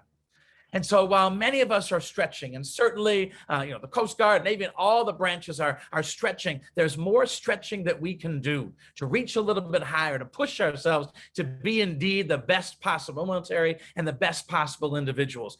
I lived in South Africa for a while. And I never forget, one of the first times I was there, a community did this beautiful barbecue in honor of those of us who had come from a college to do some work in community engagement. And the community didn't have a lot of money, but a lot of love. And folks had presented us with plates of food. And as I was sitting there eating meat, and we're all eating with our hands as is custom, someone reached onto my plate, grabbed a piece of chicken, broke it in half, put half on the plate and half on their mouth. And let me say that again. The person put half of the chicken as they took the piece of chicken off my plate, half on the plate, half on their mouth. Now, of course, as someone who studies and lives and breathes and is passionate about cultural difference, I knew it had to be cultural, and yet there was still a part of me that felt uncomfortable. You see, think about the power of the voice in our heads that tells us certain stories that before you take, you're supposed to ask. And because he didn't ask, he was being what? I bet a lot of you had the word rude pop into your consciousness just now. You see, these are the stories we begin to tell ourselves if we don't have the full story available to us, because we've been taught from growing up, you don't take from someone that's being rude if you don't ask for permission, and you don't take from somebody's plate. And so if you think somebody's rude, you begin to push them away. What likelihood is there to be to want to partner with them or promote them? How much do you want to sort of spend time with someone you've already felt literally physiologically uncomfortable with an individual? See, but there's more to the story. I talked to people in the community and they said, but that's the way we do things. What yours is mine and what's mine is yours, we share. And that actually by taking food off your plate, what were they telling you? You're one of us now. The opposite of rude. It was the spirit of inclusion. Now, it might have been unfamiliar to me, but if we don't unpack these stories and see it from another lens, we begin to negatively push people away, and that can have a powerful impact on their careers. If someone is perceived to not necessarily be a team player or aggressive or assertive, we know how women are often judged differently than men for the same behaviors. If we don't unpack our own biases, the stories we tell ourselves keep us from building the community we want. You know, there's a story that maybe some of you have heard about a man driving with his son late at night, and the dad drives the car off the road and smashes into a tree, and dad is killed instantly. We say it again, dad driving with the son, dad drives the car off the road, and dad is killed instantly. Son rushed to the emergency room, where the doctor walks in and says, I can't operate on this boy. It's my son. Well, when I ask people who the doctor is, so many, about 80% of the audience says they don't have any idea who the doctor is. And when I tell them that the doctor is the boy's mother, they're surprised. Now, some folks say, well, no, I actually thought it was a same-sex parent, another dad. I said, that's wonderfully inclusive thinking, and yet your mind still went male. It's what's interesting is that so few people are able to think in that example that the doctor could be the boy's mother, that their minds, even though they know consciously women could be anything in the world, of course, yet subconsciously, deep in our unconscious biased mind, we're thinking of a stepdad, a gay uncle, something like that, that keeps us from envisioning the woman as the doctor. We've all got biases. And we've got to start thinking and being open to recognizing that within ourselves. There's more to the story. We certainly know about the horrific acts of anti-Asian hate that has taken place over the past year in this country. And what most people don't know, there's more to the story. About 70% of those incidents have happened against women. There's more to the story that we need to know. Indeed, it was mentioned in the panel before about religious diversity. I'm sure if I asked people in this room when a Catholic or Episcopalian or Baptist service or Christian or Catholic service was held, I'm sure most people would know that Sunday. If I asked you when perhaps Jewish synagogue or Seventh-day Adventist prayers would be, I'm sure many of you would recognize that's on Saturday. But if I asked you when is Juma prayer, and let me just see if there's anybody who wants to drop into the chat box without saying the answer. If you know the answer when Juma prayer is, please type yes into the chat box in the next 10 seconds. If you know when Juma prayer is, just type yes into the chat box if that's available to us at this time.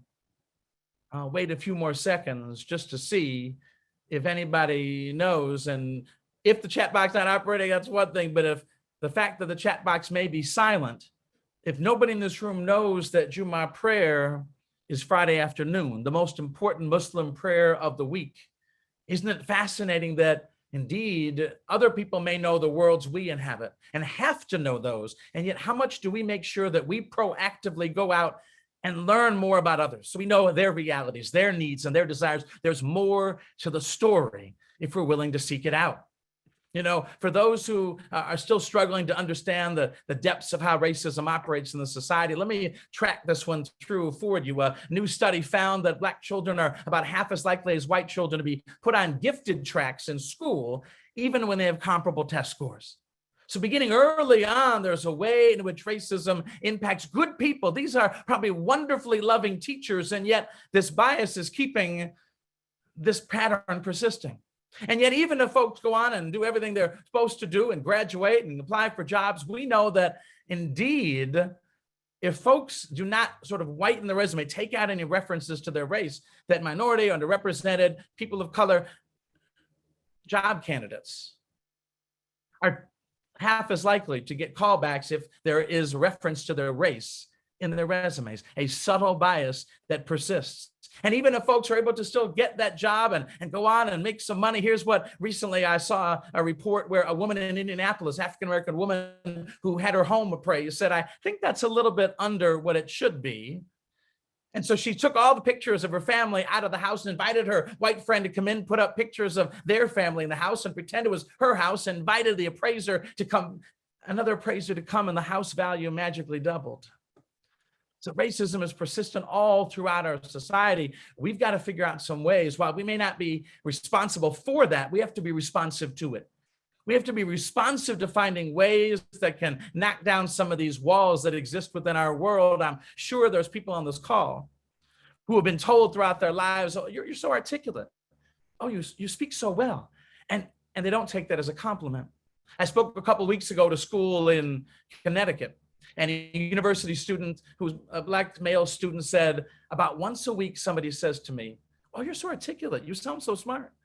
And while they think it's a compliment, they don't realize that it happens about once a week, and it never takes place with my white colleagues, he said. He said that people seem surprised that I'm intelligent and yet always expect that of my white friends. He says they don't realize the assumption embedded within that statement is that you didn't expect someone like me to sound smart, so you have to point it out. And yet that never happens to my colleagues who are white. Every time, he said, it feels like a dagger. He said, it wounds me because what is it they really think about how Black people sound and Black people's intelligence if they're surprised, if they have to point out that I'm intelligent? Why wouldn't they just assume that a college senior, English major, would be smart and intelligent?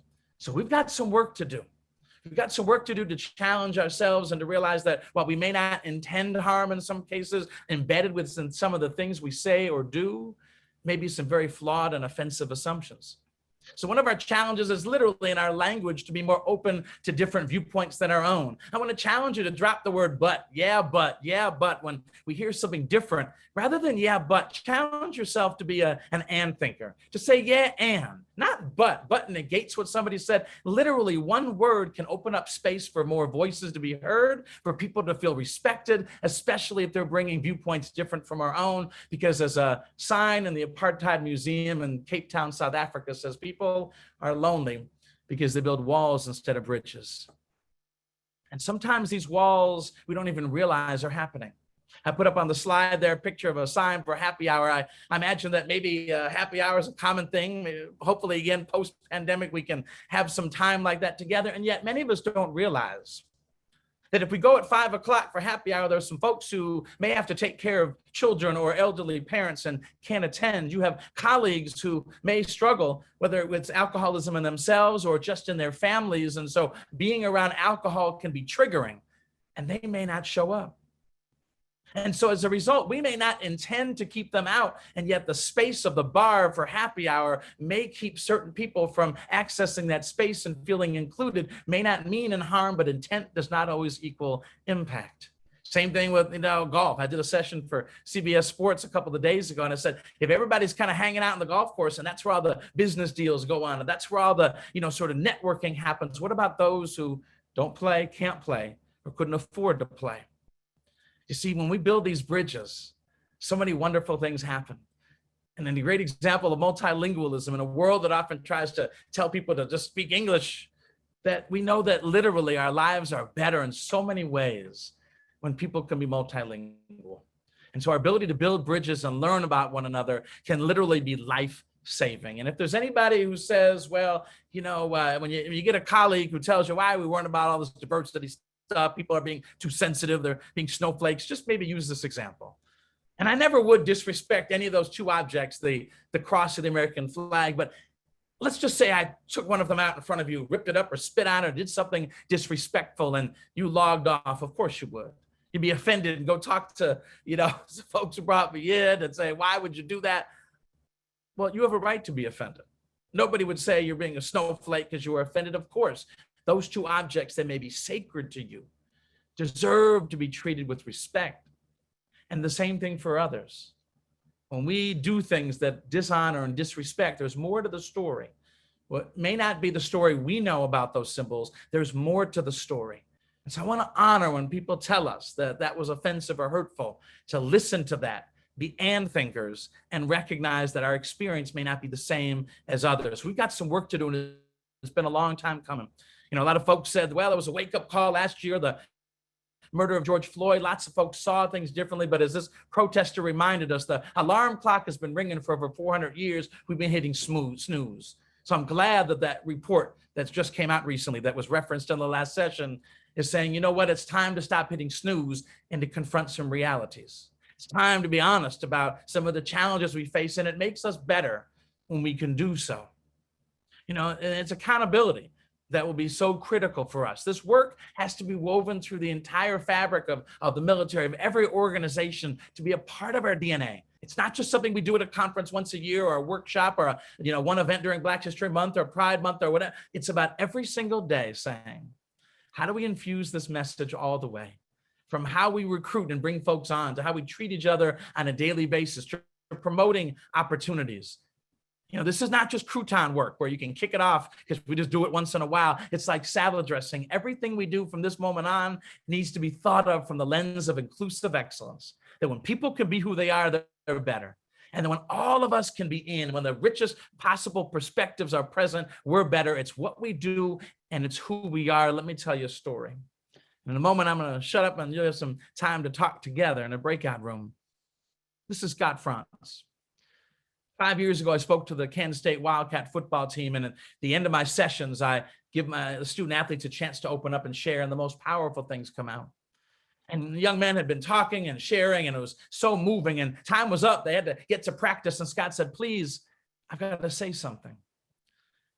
And Scott was shaking and hunched over, and his teammates said, what is it, Scott? We're here for you. And Scott gets in front of his teammates and says, I got two things to tell you. One is that I picked out the date that I'm going to kill myself. And then number two is I'm about to share something with you I've never told anybody in my life. The room was pin drop quiet. 6'5", 300-pound offensive tackle was literally hunched over in fear of sharing with his teammates. And he said, teammates, I'm gay. And I've never seen anything more beautiful and positive in my life, y'all. Every single guy was standing up like it was a movie saying, Scott, don't you ever be ashamed to be who you are. We got you. And Scott said, but I'm always listening. I hear the things that people in my church said, in my community, in my school, and my family. He says, when you're a member of a group that's oppressed you, you hear everything. You see everything. You're always paying attention to see if this place is safe for you. Every day, y'all, we need to make sure people know that the space around us is safe. We need to tell people and show people every day that we are proactively and intentionally inclusive and welcoming of everybody. Those guys rushed to Scott. Everybody's hugging and crying in that room. Scott said, I never thought I could be who I was and who I am. Scott Franz is alive because of his teammates. Indeed, we know within the military and all places in society that suicide is a challenge. And if people can know that they're accepted and loved and embraced by their colleagues, literally they may stay alive. And not only that, Scott Franz a year later came out on ESPN and talked about how great it was and how amazing the experience was that his teammates accepted him and loved him like he'd never been loved before. His teammates started to tweet how proud they were of him. Scott Franz, who didn't play a single down before he came out, went on to become one of the top 30 offensive tackles in college football. His team won twice as many games the next year. And guys said that the day he came out, everybody started to share more. They got closer. They fought for each other. When people can be who they are, they're better. When people can be embraced, they can perform better. The weight is off their shoulders. They can run faster and jump higher. They can do more and be more. Teams can accomplish more. And yet Scott Franz, though predicted to go to the NFL draft, didn't. Perhaps the homophobia that maybe was still present in our world kept that from happening. But I'm so pleased that 2 months ago, where Carl Nassib could be the first openly gay player, and that the response was so good that even the NFL put out a video that said, football is gay, football is black, football is white, football is male, that football is for everybody. We've moved forward as a society in just a couple of years to a time when an openly gay football player could be embraced and celebrated. That's the spirit we need to bring every single day to the work that we do, so that everybody feels that love, and that we don't just have a single story. See, Scott's story was deeper and richer than they ever knew. And as he shared more, he said, I talked to my team more about all the things that I've been through. They got to hear my story. I happen to love this writer, Chimamanda Ngozi Adichie, and she talks about the danger of a single story. That so often we meet somebody and we just sort of find out one thing about them, and that's all we know. And we base it on that without finding out the complexity of identities that they hold. For example, I read a story recently about a community in which there was tension between shop owners and the residents, because the shop owners put the money on the counter and the residents thought, well, they don't want to touch us. They disrespect us. They don't value us. And yet they didn't know on both sides, and their culture for the shop owners, that it's disrespectful to put money into the hands directly of people. And so as a result, they didn't understand why the tension was happening. There's more to a story. A good friend of mine is the chief of the Omaha tribe of Nebraska. And he says, for those of us who are Native American, he goes, we don't apply for leadership. Leadership is bestowed on us by the elders who witness it. And so it looks different. He says it's hard for us to move up the ranks in corporate America, for example, because we don't sort of celebrate ourselves, put the spotlight on us. He said we're supposed to be seen by others, not necessarily make ourselves seen. So as a result, we've got to think of how leadership may look different for different people. And how do we make sure we reward and value leadership that doesn't always look like it always has? Leadership, as we know, that as women have ascended in leadership in our society, bringing different perspectives, different lenses, different ways of doing that can make a better leadership position. We've got to be open to different ways of manifesting leadership. And we've got to recognize that even for some of those folks who may not be on board the diversity and inclusion train, we've got to hear their stories too. The danger is if we only sort of paint them in negative light and not try to listen and understand, because hurt people.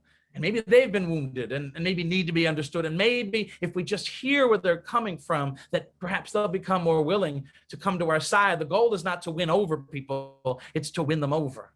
And maybe if we can hear each other's stories, we can find out how to better come together and get folks to jump on board who previously might not have been. Do me a favor, in the chat box, drop what you see on that screen. What do you see up on that screen? What do you see up on the screen? So drop on the chat box, what is it you see? All right, let's see what we got. Let's see, all right. Someone sees a crab, they're hungry. All right, commercial fly. We got an alien, a butterfly, all kinds of different stuff here. Okay, good. 2 women dancers, claw marks, 2 people facing each other, dancers, a tank, cheerleaders. Isn't this fascinating that we all see something different?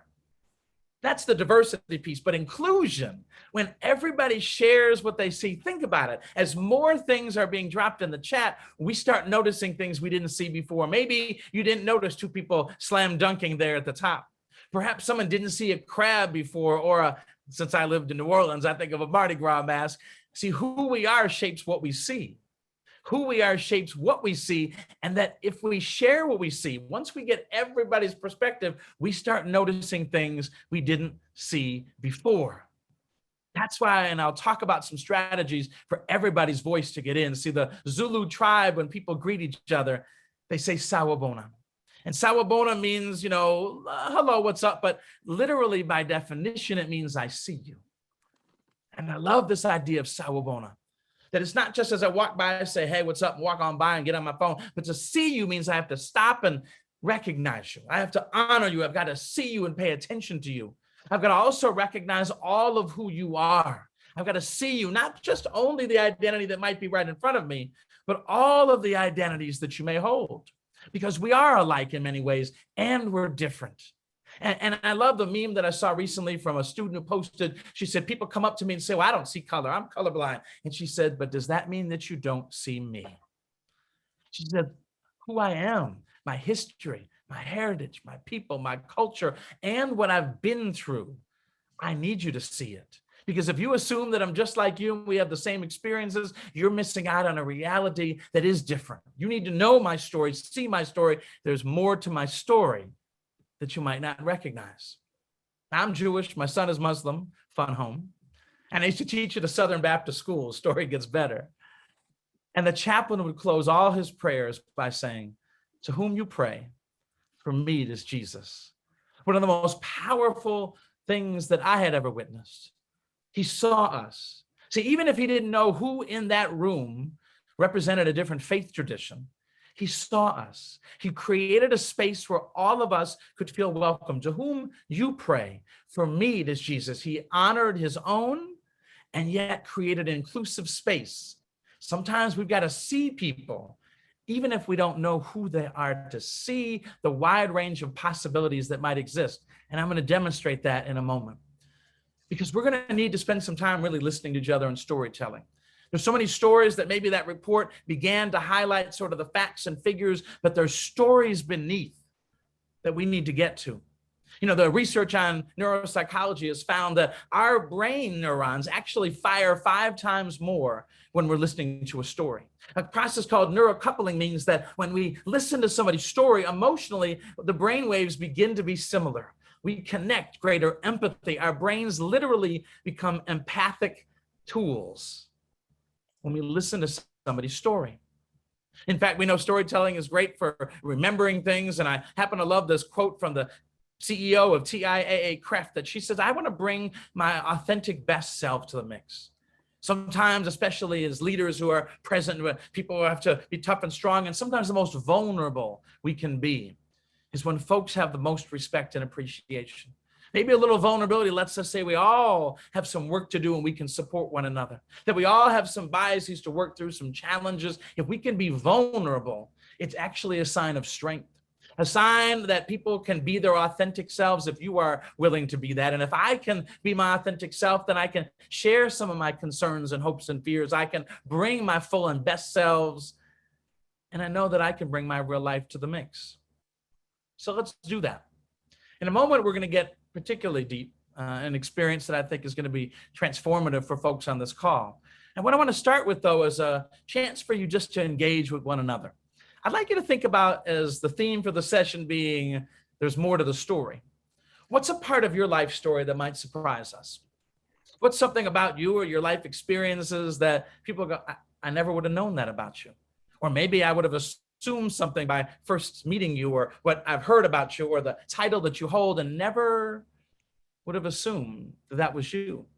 What's a part of your life story that might surprise us? And so what's going to happen is I'm going to put you into some breakout rooms. And for those who have not done breakout rooms, you'll see up on the screen a request to join the rooms. And what will happen is you'll have about 5 minutes. And I'm just going to ask you to answer that question, and maybe 45 seconds or so per person, and get a chance to talk and engage. We'll have 5 minutes for you to meet one another and answer the question again. What's a part of your life story that indeed might surprise us? So we'll see you in 5 minutes. Please accept the breakout rooms now.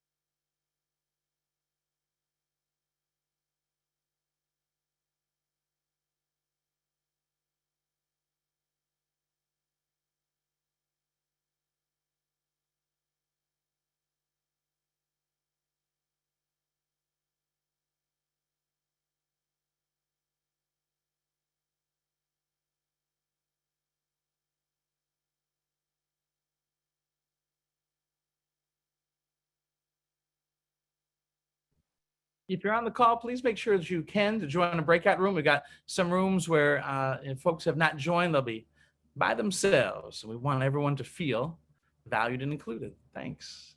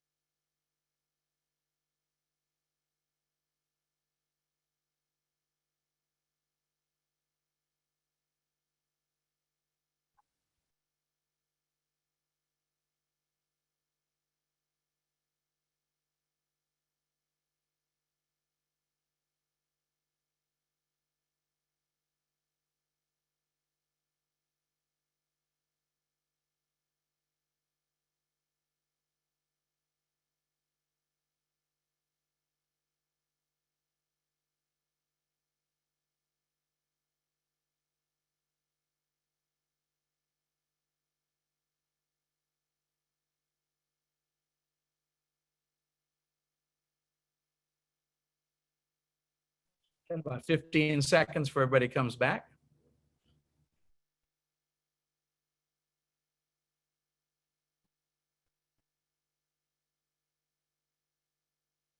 Almost time for everybody to come back. Couple more seconds.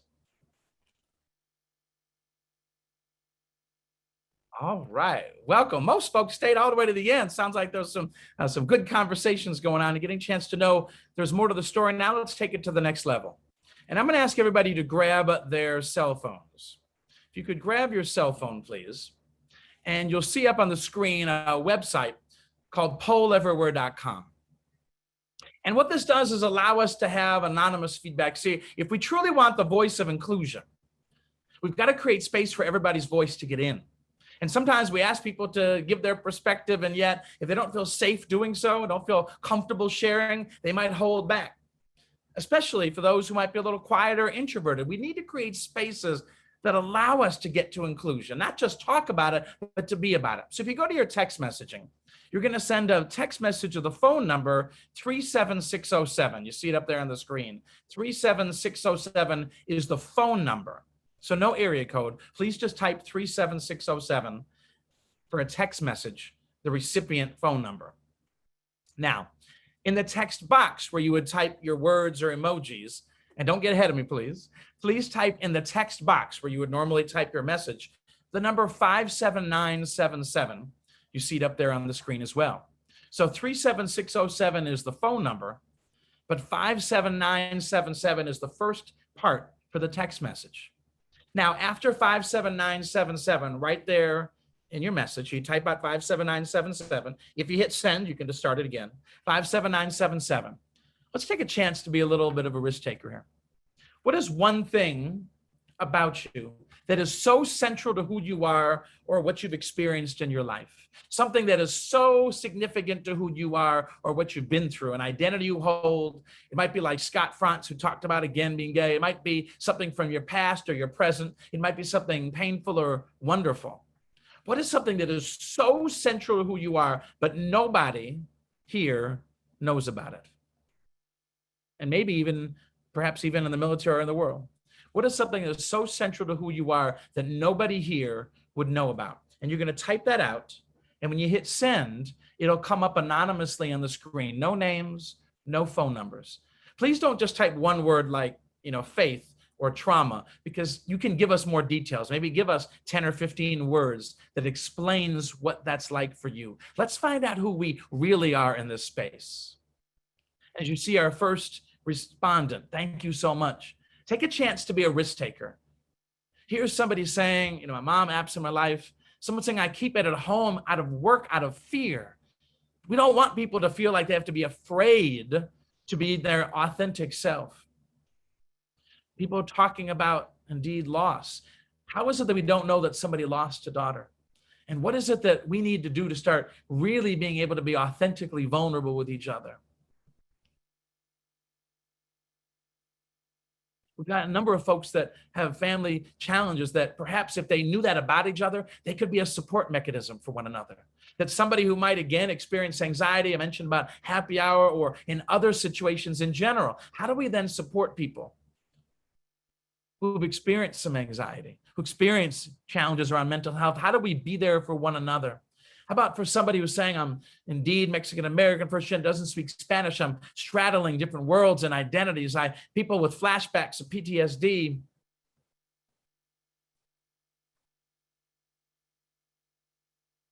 Isn't it interesting? We don't know these things that are so significant to who we are.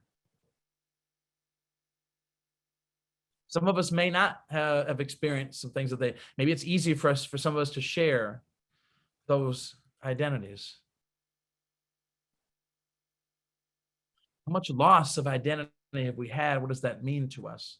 What is it that person, if they could talk about drug addiction and their life experiences, that we could learn from? Because we might be saying things or making jokes or comments or not realizing we're hurting people, things we're doing or saying around alcoholism or drug addiction. Sometimes we don't know what to say or how to say it. And if we knew from each other, we could be our best resource. So many folks talking about the strugglings to deal with some of their life challenges. How can we support one another? And by the way, some of these be your superpowers that indeed give you lessons and insights that some of us will never have.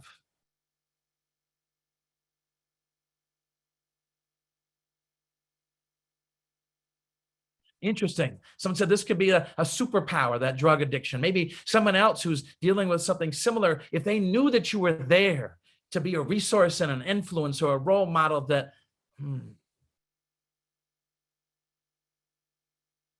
these are powerful. Think about that. These are stories that we haven't told each other. These are stories that in some cases we've maybe haven't felt safe being able to do. And I'm sorry that it did cut that person out there at the end. If you want to continue that, feel free to go back in. Look at how much more we need to know about each other's stories. So far, we've heard things around race and ethnicity, heard things around sort of mental wellness and family. And for that person saying, I don't know how to do it best, this is where the conversation needs to be. Some of that is also your own learning. There's plenty of books and great resources out there and research that you can do. And yet also some conversations where people are saying, look, I need to be vulnerable and authentic. I know I've come up short. I want to do better. And to be committed to that. Lots of different identity things have surfaced within this, and there's so much more that we can learn about one another. Maybe if we can be willing to take the risk of being vulnerable, that we can help not be broken, but actually repair ourselves. And that other people will see within that brokenness, like broken crayons, still color, you can still use them. That maybe we can still be amazing and wonderful. Practice doesn't just make progress and make perfect, it makes progress. And that we can do better if maybe we can be our authentic self. See, our fear sometimes is that we don't want to admit we have a bias. So we don't talk about it. We don't want to look bad or broken. We don't want to look flawed. And so we don't admit there's stuff that I'm saying or doing. I realize I got to change. And I'm glad that last person hopefully has changed and come to appreciate their own sense of identity. And yet that's some of the conversation we need to have with each other about how can we learn from our experiences? What do we need to learn about how others are going through so many complex and rich and nuanced realities that we knew nothing about? And I want to thank you for your courage in sharing those realities and recognizing that there's so many more things to our stories that we need to start talking about. Take a moment to let it all sink in. Think about what more do we need to do to hear each other's stories and to understand all the richness around diversity. I mean, we know the research, it's clear.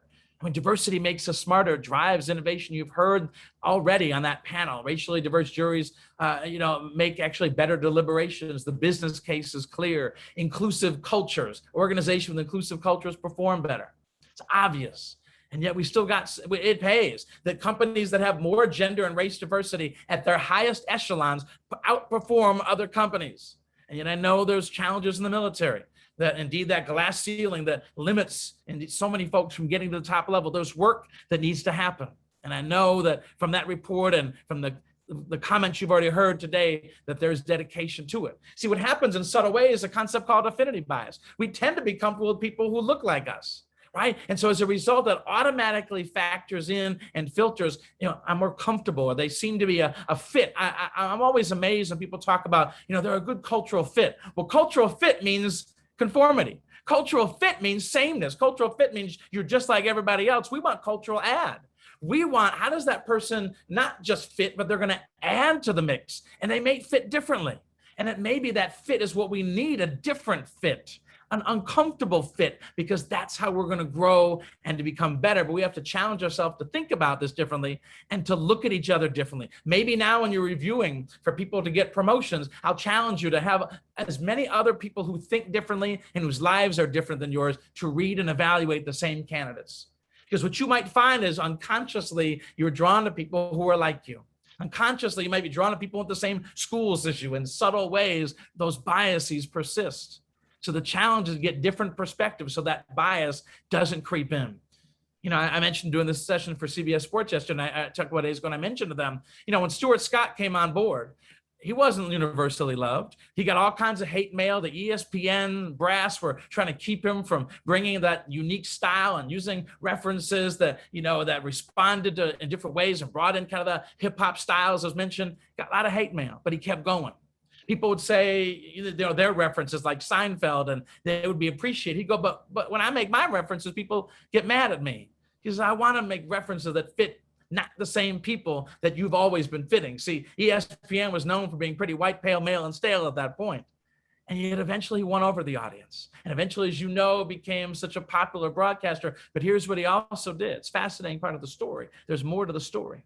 See, he knew that he couldn't just be, and one of the challenges that people of color and other marginalized groups is that feeling that I always have to be better than anybody else because I know I'm not being evaluated fairly. He actually would count the number of statistics that his partners would use when they did highlights.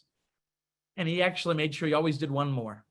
He said, I can't have anybody ever question my abilities. And what's so interesting is that more people who are watching said, now I can see myself. Other folks would go, maybe I can belong there too. See, if you're trying to grow the diversity in the ranks there, then part of the work is for people to see folks who look like them. And as a result, the ratings went way up. So this is indeed, we can do good and do well at the same time. Do the work of diversity and inclusion, which is morally our responsibility to make sure that everybody can get in, but we do better when more voices and more perspectives get in. And so certainly there's been attention during this past year in all branches to really think about this work. I read a wonderful article by a young Latina Navy member who talked about, I use my diversity to craft noteworthy experiences. She said, I bring something unique and special that this service needs. And here's what we even know. In a study that was done about victories on the battlefields, that the most inclusive armies, not the largest or best equipped, the most inclusive armies. So actually inclusion is good for military effectiveness. We know it. And yet if anybody questions it, show them some of the research. Let them know that inclusion leads to better performance, not division, better performance as a result. An example for time I won't use, but I have people run around their offices or wherever they are, and if their last name is in A through M, they find items that fit in the A through M category, like an apple, a broom, a chair, same N through Z. And what happens is the N through Zs end up with smaller numbers than the A through Ms. And people are like, what's wrong with the N through Zs? And I point out, wait a minute, you got U, V, W, X, Y, and Z. Technically, they have the same number of letters to find items, but it's a lot harder to find a xylophone and to find a zebra in somebody's house. And so indeed, even though when things seem equal, there's more to the story. That some people may not have the same equal chance to get in. What do we do to truly create a level playing field? Truly create a level playing field. And that requires some real intentional kind of work. Someone mentioned before about COVID, and while it may not answer that person's question, we actually know that the COVID impact has been disproportionate on people of color, both in terms of health, even Black businesses, Latino-owned businesses, Asian-owned businesses have closed at a higher rate, partly because of, in certain neighborhoods, the higher rate of the COVID transmission, but also because we know Black and brown businesses were less likely to have been able to get bank loans because of racism, and you needed a bank loan to get PPP from the government. So as a result, they struggled financially. See, the history of racism creeps in lots of different ways. And we've got to be able to think about the complexity of identities that we all hold. This is just a quick wheel of, all the things that we are. Think about the ones that, shape you and impact you the most. And yet it's interesting, the ones we probably don't think about first are probably the ones we have privilege for. Even if we're marginalized in some categories, we have privilege in others. Someone may say, based on race I've experienced or gender or sexuality, but if you're able-bodied, you have opportunities that lots of other folks don't have. We're the complex richness of all these things. Some of us, we forget, if you've got a little bit of money, that not everyone can go out for lunch and just afford to pay for that. They might be holding on to the last couple of dollars to cover the medicine for their mom, or even if they can afford to go out randomly, what about if everybody wants to split the check evenly? And they only bought something less expensive because they literally can't afford it. See, sometimes our own class privilege can creep in. And even if we can get into the restaurant, my mom, who is Parkinson's now, we have to plan ahead of time to go to restaurants. I can't be assured, like any able-bodied person, that I can walk in and easily eat. We've got to plan ahead of time. See, we live different realities. There's more to the story. And even if we can get in, well, what about that person who wants to hold the hand of someone they love at dinner, and based on sexual orientation or race, they don't feel safe doing so? Some of us never have to think about it. You can just give a kiss to your loved one on the anniversary, and others don't have that. See, the question is, are we willing to be an ally? To say that we'll speak up and stand up to make sure that everybody gets the same rights. You don't have to be gay to support gay rights. You don't have to be Muslim to believe that everyone deserves to be able to celebrate their faith and deserves to feel safe and honored. And we create spaces for people to do their prayers and ablutions. We do everything to say, you deserve everything that I have. And then everybody and everyone can feel safe to be their authentic self. And it means being proactive and intentional. It doesn't mean waiting till something happens. It means every day we take the intentional steps. If you stay silent, if you stay unwilling to take action, you're allowing these patterns of inequality, the things you saw on the screen, to persist. Some of my lefties know about those desks in school. They were horrible, weren't they? And righties never thought about it. When you could rest your arm comfortably and easily take an exam. Not everybody experiences the same reality. And even personality-wise, a couple more examples I want to share before we do a closing activity. We're different in personality, and I love this thing called the Herman Brain Dominance Instrument. And it says there's 4 different personality types: the blue, green, red, and yellow. And I think this is such an important lesson, especially those in leadership, that the blues are the data-driven folks. It is what it is, not necessarily, gray thinkers. They're pretty black and white.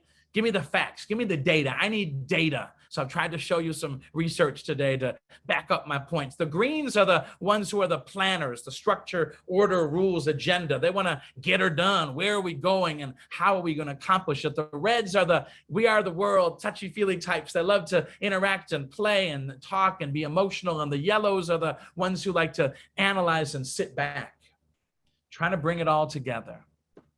We're different.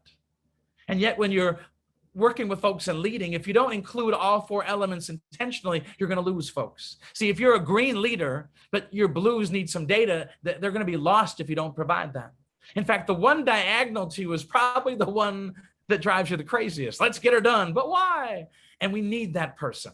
See, diversity and inclusion, it balances us out. Greens sometimes have a tendency to want to rush and get to action, when the yellows will say, pause a moment, let's think it out.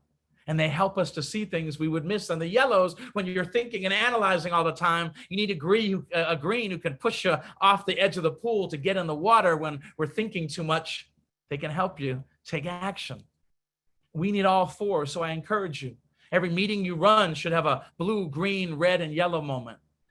Every kind of interaction or program we put on needs a blue, green, red, and yellow moment. A chance for us to think, a chance for us to play and talk and feel each other and celebrate each other. A chance for us to be able to have a plan or some structured things to put into motion, and an opportunity to get some data, some facts to reinforce it. All those elements need to be included. You see, I tell people, I don't go by the golden rule, treat people the way you want to be treated. I have the platinum rule, because platinum is worth more than gold. And the platinum rule is treat people the way they want to be treated, not the way you want to be treated, because we're different. What you need may be very different from what I need, and I have to honor and recognize that indeed we've got folks in this room who may be a little bit quieter. And here's the problem, and here's why I want to mention, when we're inclusive in how we manage and operate and engage with each other, we'll get better results. See, what happens too often in meetings is that we're going to talk about something kind of controversial. And what happens is the dominant people, the most talkative folks, are the ones who actually speak the most. We're getting a limited set of perspectives, and we're getting their first reactions, because folks, especially if they're, greens and reds, they want to jump out and say what they have to say. But what if before you have a real intense discussion, you sit down and say, everybody write for 5 minutes. Write out your thoughts before we talk. You see, a couple things can happen. When we write it out, it gives us a chance to be a little more measured and thoughtful and reflective. And as a result, when it's time to talk, now we've all thought what we're going to say out before just tossing out the first thing that comes to our mind. Better discussions will happen. The second thing is some of our quieter folks who maybe are a little nervous talking in front of a group. Now they have something written down. It makes it a little bit easier for them to participate.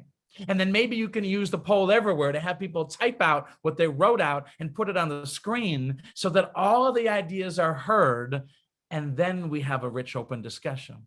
You see, when we include all the voices and really include all the voices, better decisions can be made. We can talk about it or we can be about it. And that poll everywhere can be a great strategy in addition to the writing out to make it happen. And what happens when there's mess ups?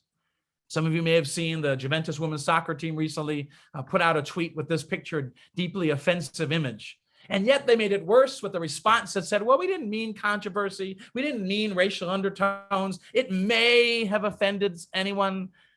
Sometimes we just have to admit when we are wrong and own it. Oftentimes we see these fake ass apologies. I'm sorry if you were offended. That's not a real apology. A true apology avoids saying, I'm sorry, but, or I'm sorry if you were offended, or I'm sorry for what happened. It's specific. I did this. And what it does is it listens to the person who's been hurt. On a daily basis, we may be hurting each other. And when people raise that to us, let's not get defensive. Let's listen to it. And a true apology has 3 parts. I'm sorry. It was my fault. What can I do to make it right? And the 4th part really is, and what will you do to make sure it doesn't happen again. We're going to make mistakes, y'all. There's all the stuff we don't know about each other. We're going to, especially if we're taking the risk to do diversity inclusion work, we're going to bring up some stuff, and we're sometimes going to make mistakes, and we got to be patient and loving enough to work through it.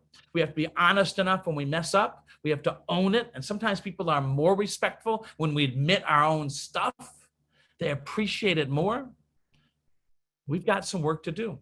So what can we do? Part of that is admitting and talking about unconscious bias, asking people around us, are there things that I say and do that are problematic?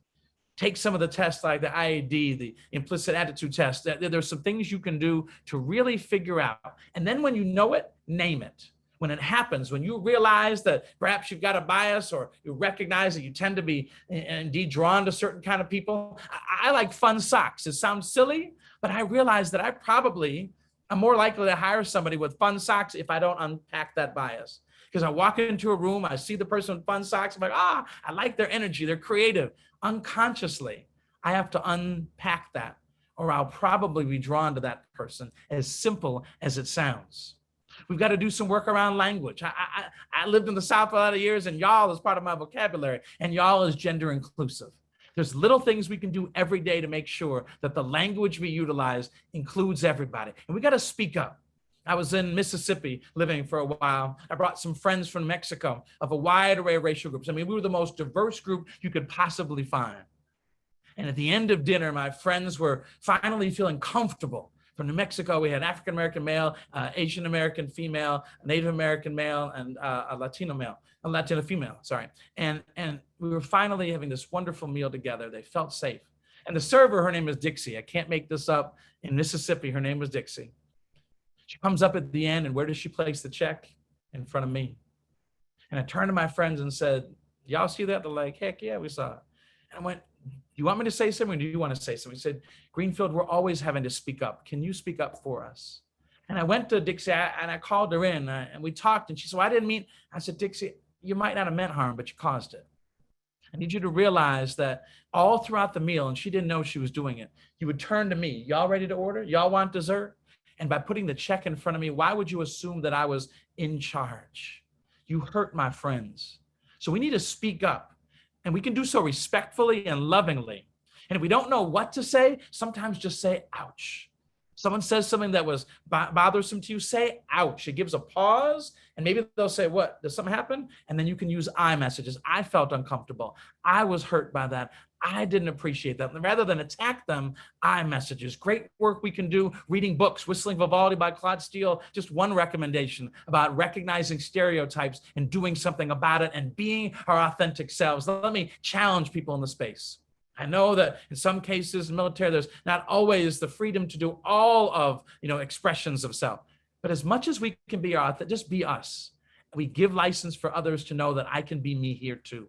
And that I am able to truly live the way I want to be. And that's the spirit of inclusive excellence. You can inspire people by just being who you are. See, diversity is counting heads, but inclusion is making sure all heads count. She may be different than many people in this room. She can't get in the building, so she misses out and we miss out. And that's the goal, is to not just be diverse, but to be inclusive. These curb cuts make sure that not only people in wheelchairs, but everybody, luggage, strollers, etc., can get in. And see, if we don't do inclusion and we only do diversity, we can bring people in and then traumatize them because they don't have a safe experience. So as a result, we need diversity and inclusion, because diversity is being invited to the party, but inclusion is being asked to serve on the party planning committee to ensure that everybody hears music they enjoy dancing to.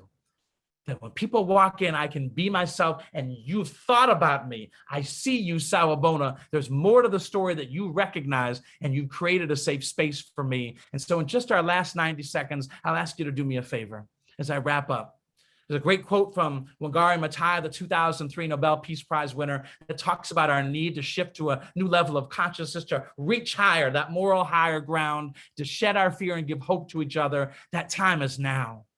That time is now for us to be able to truly, truly take those kinds of risks. And I want us to sort of honor each other. Do me a favor, drop in the chat box.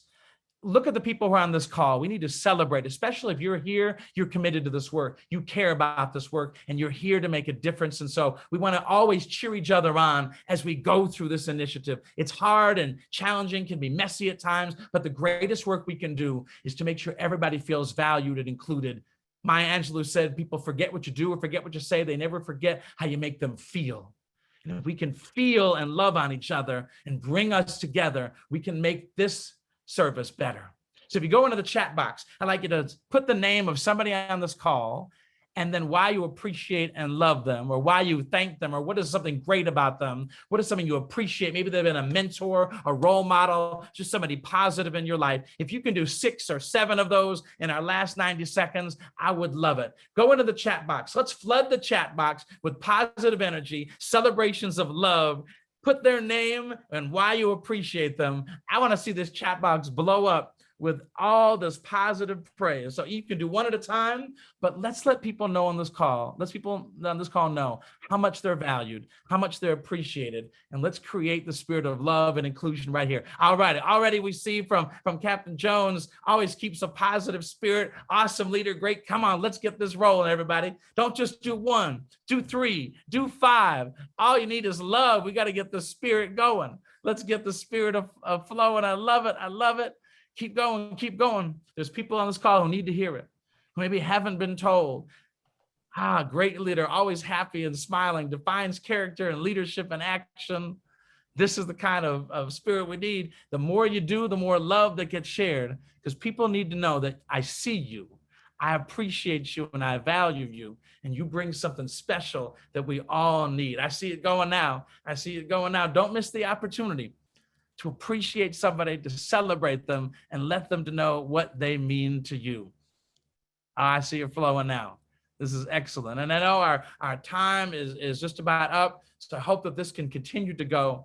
I want to challenge us to think about the power of our example, the need to make sure that we hear, it's going now, I love it. Multiple stories, multiple perspectives. Think about that poll everywhere and the stories that you heard and the more stories that need to be told. The commitment we have to do to push ourselves and the organization to truly be the model of inclusive excellence and to bring in diverse folks, and that we can be those agents of change. So I thank you. I truly appreciate everything you do. I'm honored to have had a chance to share with you today. And there's anything that I can ever do, please don't hesitate to reach out. But again, thank you so much. Much love to everybody, and enjoy the rest of your conference.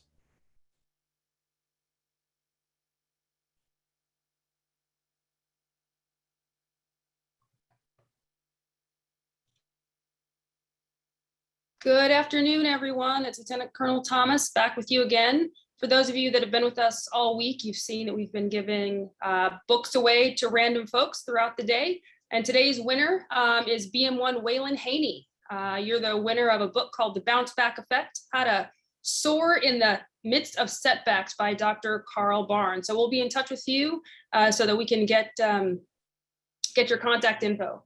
I'd also like to remind folks that, as we go into our 50th anniversary next year, we've loved our logo for the past 50 years, but we're looking for something new from you. So starting a logo contest to redesign the NNOA logo. So get your creative juices flowing, and we'll post some information on the NNOA website after this so that you can submit your submission, and we'll reveal that winner sometime before the 2022 NNOA Symposium. So thank you, and congratulations, BM1 Haney.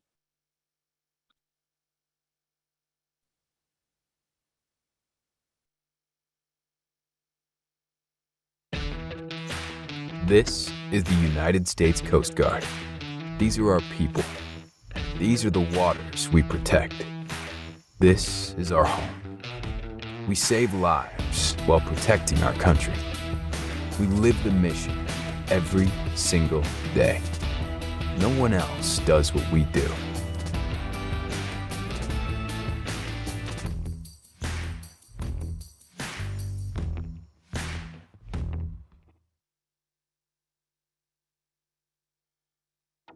As a machinery technician in the Coast Guard, it's one of the oldest rates in the Coast Guard.